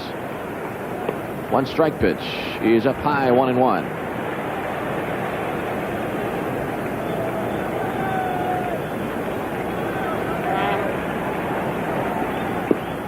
Pitch to Perez. Ball 2. Just checking. Bruce Keeson is 13-8 lifetime against Montreal. Tonight it's Don Robinson against the Expos. Here's the 2-1 pitch. Foul back on the net. 2-2.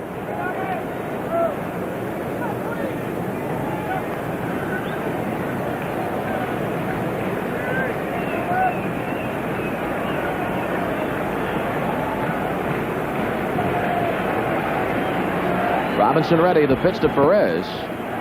Here's ball 3. Seen a few more 3-2, 3-1 pitches last couple of innings. And in the 4th, he walked Tony Perez to start off that inning.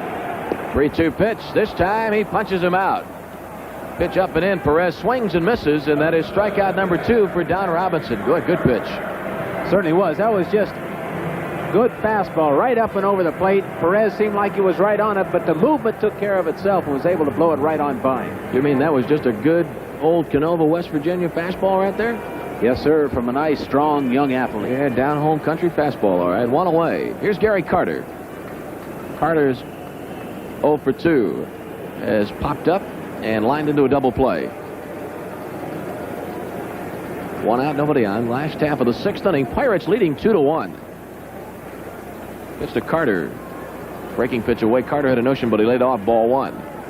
Pirates took the lead in the 3rd. Single by Parker drove Moreno in. Pirates made it 2-0 in the 5th when Parker's single drove Don Robinson home. And then the Expos got a run in the 5th inning. 1-0 pitch. Just missed inside. 2-0. Now 3-2 fastball also demonstrates the fact that Don Robinson is still throwing the ball very well here in the latter part of the ball game.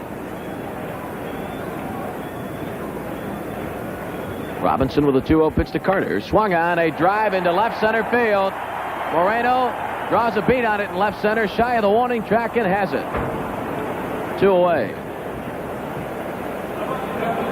You know, Nellie, I still maintain, of course, hard to tell. We're really high up here in Montreal, but I've always felt the ball carries so well here in Montreal down the lines. And I think because of the gaps here at this stadium, it does not seem to carry as well from power alley to power alley. Well, basically, the shortest part of the ballpark is down the line, a little shorter than most, being 325, and it goes out to 375, quite a ways over in right and left center. But basically, you need to pull the ball in this park to get the easy home run.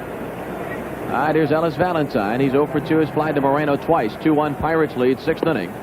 And the pitch to Valentine is up high, ball 1. As we noticed, with both pitchers being good fastball pitchers, they've been able to keep the ball in the center part of the diamond, so neither side has been able to pull the opposing pitcher.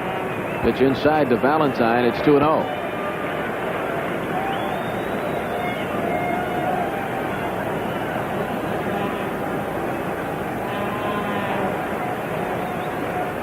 Pitch. Fly ball, right field side. Parker coming over near the line, and Dave has it. Expos go without a struggle in the 6th. Montreal battle for the top spot in the National League East. After 6 innings of play, it's our Pittsburgh Pirates 2 and the Montreal Expos 1. The next 3 innings are sponsored in part by Mellon Bank. You get a good feeling for saving at Mellon Bank. And in part by Quaker State, America's best-selling motor oil. Quaker State helps cars last. Well, we're getting ready for the 7th inning of this ball game. The Pirates leading 2-1, and it really is everything we thought it would be. A 2-1 ball game. The crowd wrapped up in the excitement of this game between the Pirates and the Expos.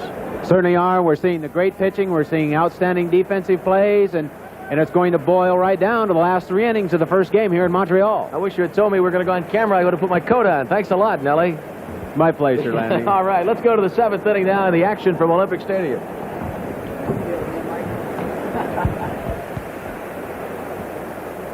Omar will lead off the 7th. Nice guys.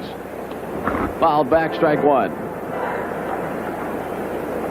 Omar 1 for 3 in the ball game. He had a base hit and scored our opening run in the 3rd. The only reason I had a coat on is I'm getting a little chilly up here.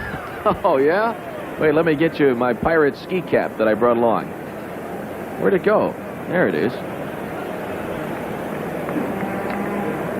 Well, I tell you, when I left Pittsburgh yesterday, so I'm taking my pirate ski cap with me. Because with Montreal and Philadelphia and Chicago in this trip, you just never know what's going to happen at Wrigley Field weather-wise. All right, 1-1 on Omar. Here's the pitch, swung on, a shot inside the first base bag. It's going to roll down into foul territory. Moreno rounding first, going to second. Valentine chasing it down in the corner, and Omar will make the turn at second base and hold on. Right over the bag on the first base side. 2-base hit for Omar Moreno. Omar waits on a good off-speed pitch, pulls it just inside the bag. And I'll tell you, Omar knows that Valentine in right field has got a gun, and you might think that Omar might be trying for 3 as the ball stays down in the corner, but respecting that arm, he pulls up at second base with nobody out. And I think, too, he realizes he's got a good guy with Foley hitting behind him. He can move him over to third and set the stage for Parker. Foley stepping in, 1 for 2. Tim helped us set up the first run of the ball game with a sacrifice bunt on the 3rd. 2-1, Pirates are leading. Top of the 7th inning. Foley bunting, right side of the mound. Perez, first baseman, flips to Cash. And on the sacrifice, Moreno moves to the front door. He's over at third. Play goes 3-4 on the sacrifice. Tonight's attendance, 54,609 at Olympic Stadium. And again, Tim Foley being asked to play the fundamental game of baseball, bunt the man over, and he's done that successfully twice in a game. Well, the Expos are going to have to think about their bullpen with Rogers due up third in the bottom of this inning. The right-hander, Stan Bonson, the left-hander, Woody Fryman. And as we suspected, Ilya Sosa, their #1 short reliever from the right side, is not throwing, and Stan Bonson is taking his place. Parker, 2 for 3. RBI single in the 3rd, RBI single in the 5th. Their infield is up, runner at third, 1-out pitch, swung on a bouncer. Perez has it. First baseman coming off the line. He'll run back to the bag, and Parker is out 2 away. Well, a good play by Tony Perez. Both he and Dave Cash converged on the high bouncer to the right side, and Perez took care of it. Omar having to stay at third. Parker again trying that same slot where he's been successful twice tonight, trying to go between first and second, but Perez makes a fine play, leaping and cutting the ball off and beating Parker to first base, and Omar, just not wanting to commit himself at third base, remained there. So 2 away. Stargell the batter. Willie 1 for 2. He singled in the 2nd inning. 2-1, Pirates lead. Rogers delivers, and Stargell swings and misses on an off-speed pitch.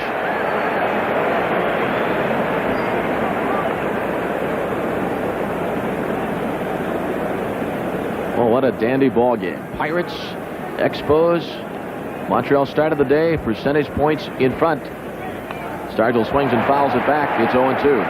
When Rogers knows that he got away with a pitch right there. That ball was right in Willie's wheelhouse, and Willie just fouled that pitch off. He would like to have that ball back.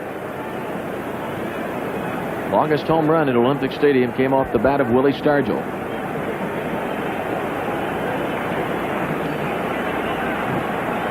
Rogers ready from the stretch. The 0-2 pitch swung on, a bouncer outside of first. Count remains no balls and 2 strikes. Here in the 7th, leadoff double by Moreno. Foley sacrificed him to third, then Parker bounced out to Perez.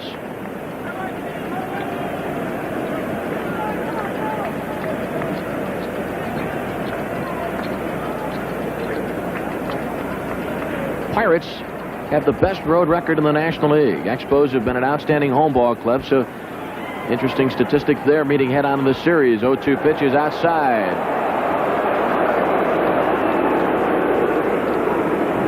Rogers thought maybe he'd get the call, but didn't. 1-2 on Stargell. Moreno at third, 2 outs. Tried to sneak a breaking ball over the outside corner.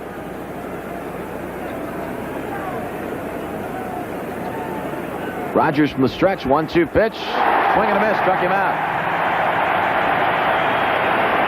That is the 4th strikeout for Steve Rogers. Pirates in the 7th, no runs on 1 hit. And after 6.5 innings of play, from Montreal, Quebec, Canada, it's our Pittsburgh Pirates 2 and the Montreal Expos 1.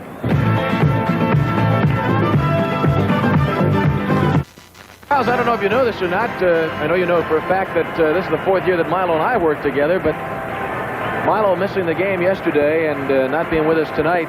Yesterday was the first game he had missed since 1966, and in his 27 or 28 years as a Major League broadcaster, our sidekick Milo Hamilton missed only 3 games in his career, so it's got to be frustrating for him sitting back there watching us, but hopefully we're filling in admirable form, and we're wrapped up in a 2-1 ball game with the Expos as we go to the bottom of the 7th inning.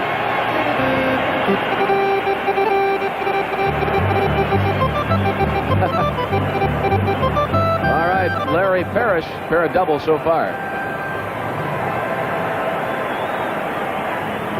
Parrish doubled in the 2nd and doubled and scored a run in the 5th.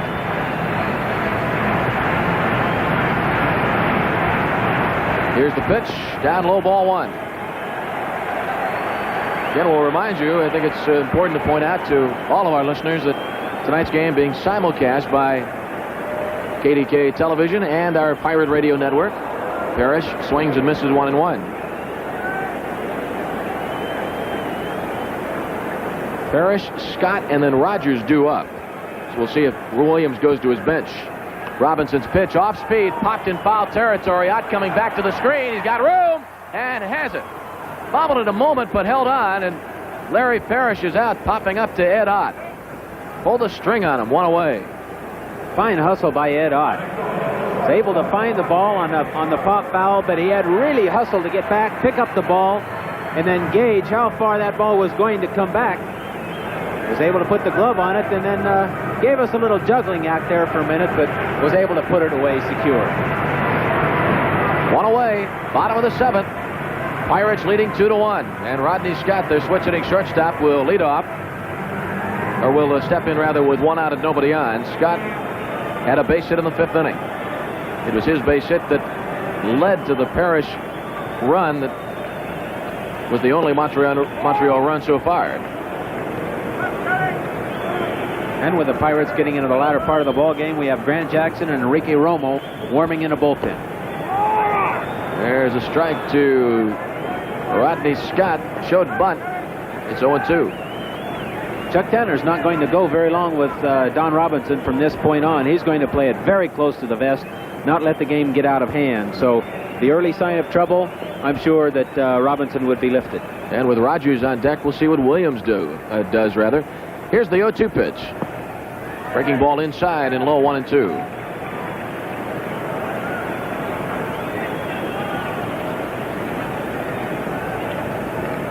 Don Robinson working in the 7th inning against the Expos. Swung on a tap route in front of the plate. Robinson off the hill, has it, fires the Stargell, not in time. Rodney Scott beats it out for an infield single.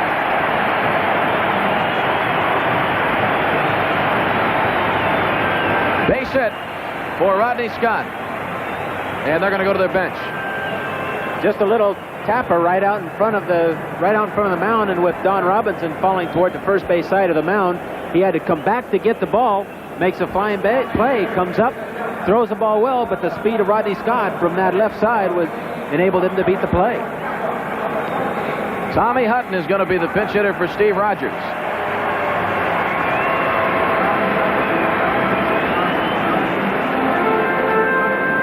It was Hutton who first coined the phrase the bus squad, referring to the Expos bench.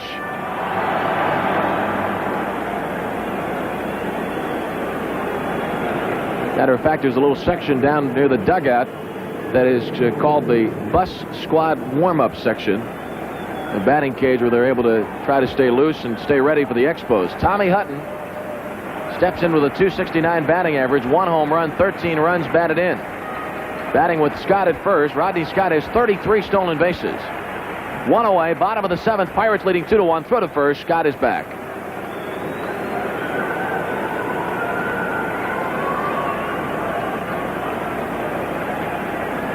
Hutton batting for Steve Rogers.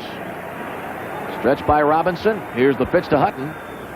And it's outside, ball one. Woody Fryman right now loosening up in the Montreal bullpen down the right field line.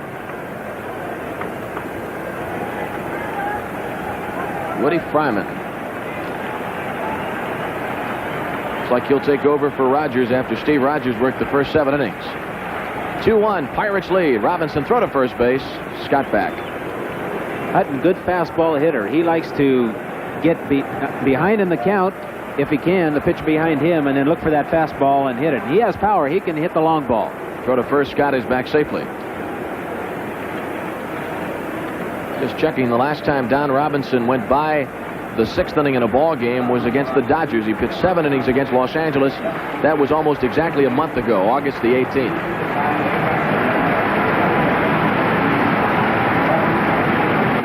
1 ball and no strikes on Tommy Hutton. Robinson with a throw to first base. Scott just gets back. Diving back to the bag, getting that right hand down.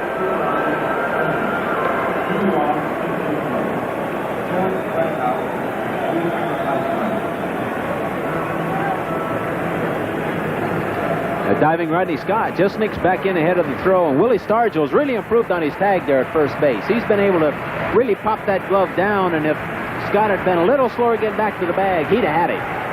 Runner at first, 1 out. Robinson ready. 1-0 pitch. Scott is running. Ball 1. Throw to second base is in time. Rodney Scott is out. Foley takes the throw from Ed Ott. So the caught stealing goes 2-6. The pitch was a ball outside, making it ball 2.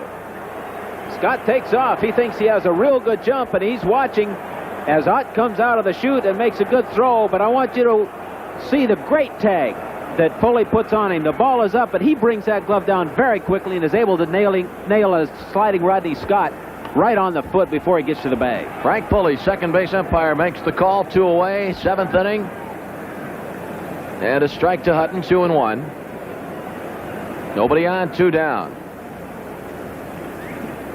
Robinson winds and deals. Hutton swings and fouls it off to the left.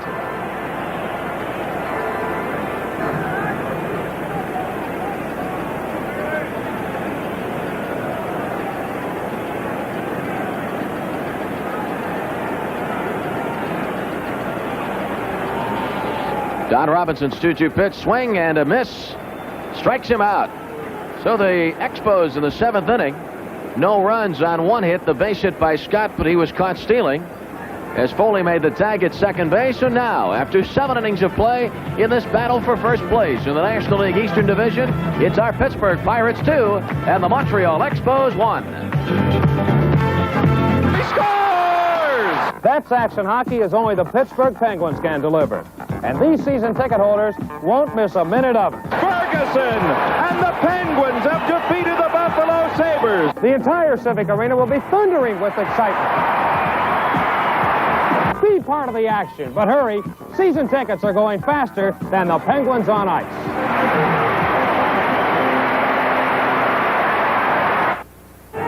Eighth inning, time to root the Bucks home during this half of the 8th, and our contestant Stanley Waldo of Pittsburgh. Home run hit by the Bucks in this 8th inning, and Mr. Waldo will receive our jackpot of $1,300 worth of Giant Eagle groceries. New pitcher for the Montreal Expos is the veteran left-hander Woody Fryman. His numbers, it's his 38th appearance of the year. All from the Montreal bullpen. 3 wins, 5 losses, 9 saves, ERA at 3.12. Well, a very creditable pitching performance by the starter, Steve Rogers, and just unfortunate that he gave up that extra run, not able to stay in a ball game. But here you have the veteran Woody Fryman trying to hold the Bucks. Unfortunate see if for they them. will come. That's exactly right. And Milner shows bunt on the first pitch, offers at it, strike 1. John Milner, 1 for 3, had a base hit in the second. So Rogers in 7 innings gave up 2 runs and 9 hits. Bucks leading 2-1, 8th inning. And the pitch to Milner is inside, 1-1. Woody Fryman, second time around with the Expos. He was with Montreal, 75-76. Came back to the Expos in June of last year from Chicago. Pitch goes to 2-1 on Milner. 8th inning. Hope you're enjoying the broadcast as we bring it to you from Montreal, wrapped up in this Big 2-game set with the Expos. Milner swings and taps it foul back. It's 2-2. Nothing very fancy about Fryman. He throws that good fastball and slider. He doesn't try and trick anybody. He just goes out and challenges them and tries to keep the ball down. Here's the 2-2 pitch. And it's outside, full count. Fryman, 39 years of age. Kentucky boy. Here's the payoff pitch. Milner swings, ground ball right side. First baseman Perez has it. Flips to Fryman covering. That veteran combination takes care of Milner, one away.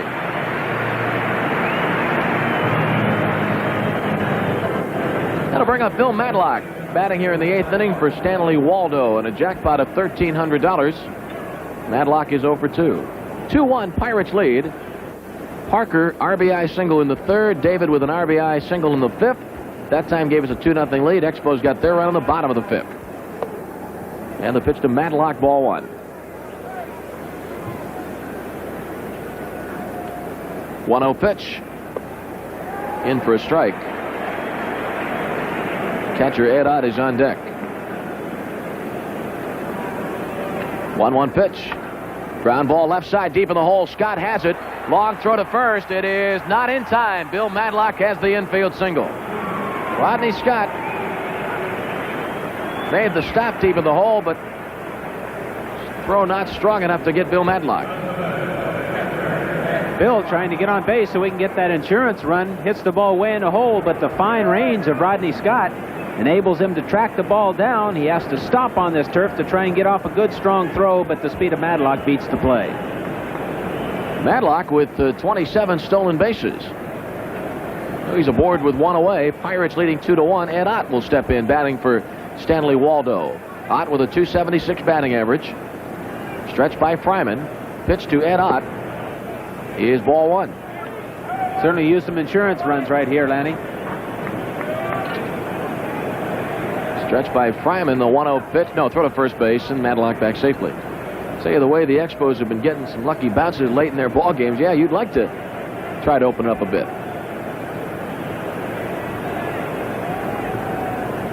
Stretched by Fryman, 1-0 pitch. Ott swings, ground ball right side. Second baseman Cash to Scott at second one. Fire to first. Double play. Goes 4-6-3 on the double play, erasing Madlock and Ott. So no home run during our Giant Eagle sweepstakes inning, but for our contestant Stanley Waldo, a certificate for 10 Tasty Cake family packs and an assortment of daily juice products available at participating grocers. Our next Giant Eagle sweepstakes inning will be worth $1,400.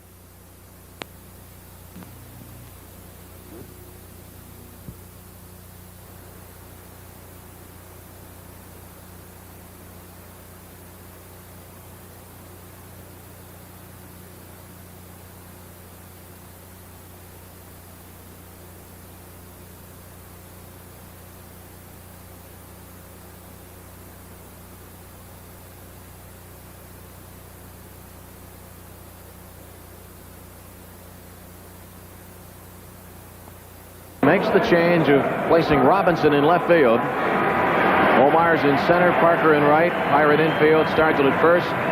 Garner at second. Foley at short, Madlock at third. Want to apologize. We understand that we've had some technical difficulties. Lost part of our audio description and a little bit of our video. We apologize for that. We get back to action in the bottom of the 8th inning. Bill Robinson is our new left fielder, replacing John Milner. Warren Cromartie leading off for the Expos. He's 1 for 3. 2-1. Pirates are leading in the 8th inning. Pitch is fouled back, and it's 0-2. In these last 2 innings, we've got to go right through their front 8 players, so Don Robinson definitely has his work cut out for him. Don Robinson, 3-0 lifetime against the Montreal Expos. Pitch is a strike call. Cromartie caught looking. Don Robinson gets his 3rd strikeout. 1 away in the 8th. This is an outstanding breaking ball that Robinson starts on the outside part of the plate and breaks it right over that outside corner.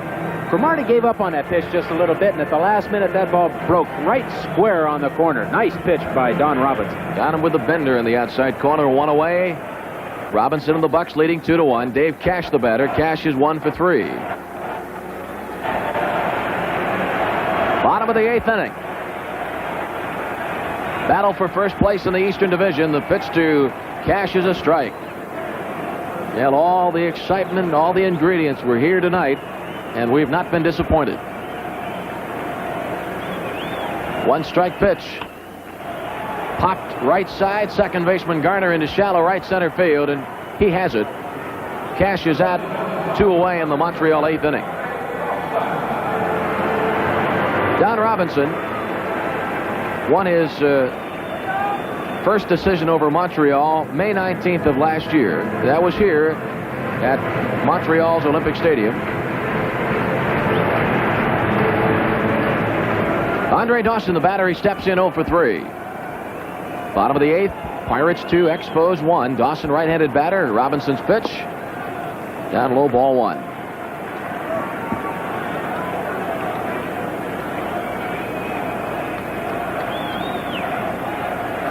Robinson fastball up and in, 1-1. And Don tonight certainly backing up what he has said here in the last couple of days. He said, hey, I'm a good pitcher against that Montreal club. I'm the man for the job, and I'm going to go out and beat him. And he's certainly backing that statement up so far. 1-1 pitch, swung on, a fly ball into center. Moreno coming on, and he catches up with it. Omar makes the grab. Dawson is out, and the Expos are retired in the 8th inning. A called third strike, a pop into shallow right center, and a Dawson fly to center field, and the Expos go down 1-2-3. So, after 8 innings of play, in this first game of the 2-game set between the Expos and the Pirates, our Buccos lead Montreal 2-1. Well, they've caught the fever here in Montreal. Reminds us a lot of what the Bucco fans did to the Phillies the last weekend of last year, and we're calling on all Pirate fans to turn out in force as the Pirates host the Expos next week. This National League Eastern Division race continues to heat up. That's right. The battle begins Monday, September 24th, with a big twilight doubleheader, and is followed by single games on the 25th and 26th. The Bucks versus the Expos, a September 24th doubleheader, followed by single games on the 25th and 26th. So don't you miss it. This matchup between the Pirates and the Expos, bottom of the 9th inning. Pitch to Perez is down low, ball 1. Perez facing Don Robinson. Pirate bullpen working with right-hander Kent Tekulve and left-hander Grant Jackson warming up down the left field side. Perez is 0 for 2 against Robinson. Swings and fouls it away, and it's 1-1.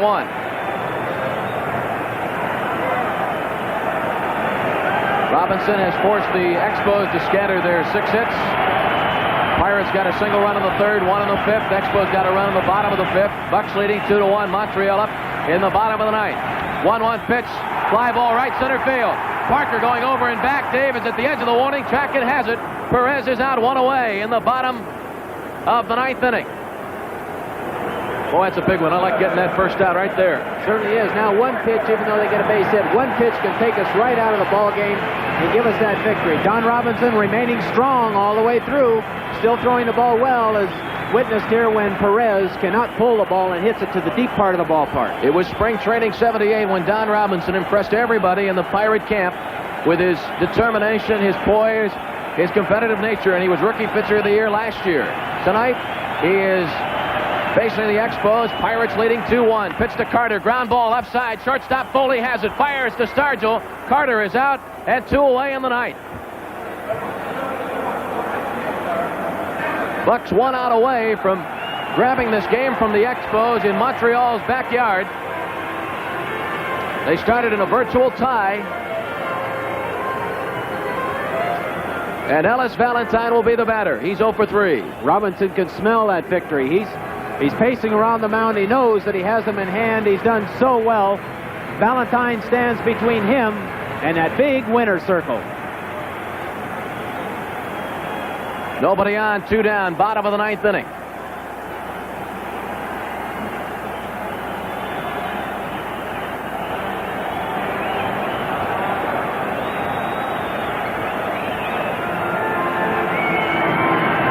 Robinson winds and deals to Valentine and 10 for a called strike.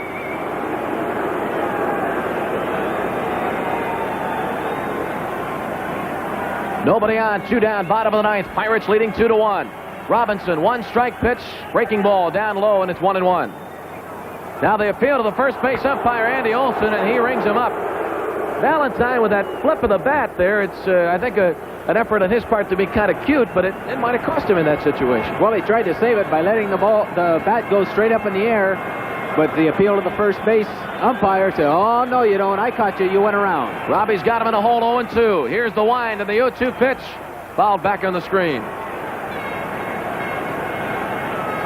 Careful, Nobody Robbie. on. 2 down. Careful. He almost made a mistake right there. Had him 0-2 and threw a high breaking ball. Valentine fouled it off. He needs to make sure of each pitch now. He's got the hitter in the hole. Don't make a mistake in this situation. Put him away. Here's the 0-2 pitch. And it's up high. 1 ball and 2 strikes.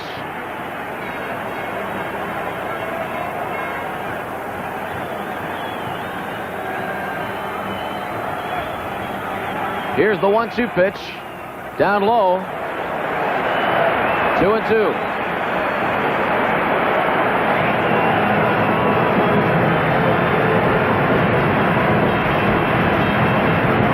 Nobody on. 2 down. Boy, the numbers up on the board. 2-2 ball game. 2-1 ball game. Pitch swung on, a fly ball into center field. Omar Moreno is there. Pounds the glove. Omar has it. The Pirates have beaten the Montreal Expos, and there was no doubt about it. Donnie Robinson goes all the way to defeat the Montreal Expos. The final score, the Pirates 2 and the Montreal Expos 1. And Nellie, Don Robinson given the ball, and Robinson has pulled it out for the Bucks. Well, he certainly has. And when you take a look, going clear back to the first part of the season, arm problems have kept him out of there, not able to have that sophomore season the way he wanted. You can see right there the fantastic determination that he has had. Just a tremendous victory for him. And that winds up Pirate Baseball for tonight. Be with us again tomorrow night at 7:30 from Olympic Stadium when the Bucks meet the Montreal Expos. Pirate Baseball has been brought to you in part by Miller High Life. If you've got the time, we've got the beer. And in part by Wendy's Old-Fashioned Hamburgers, where that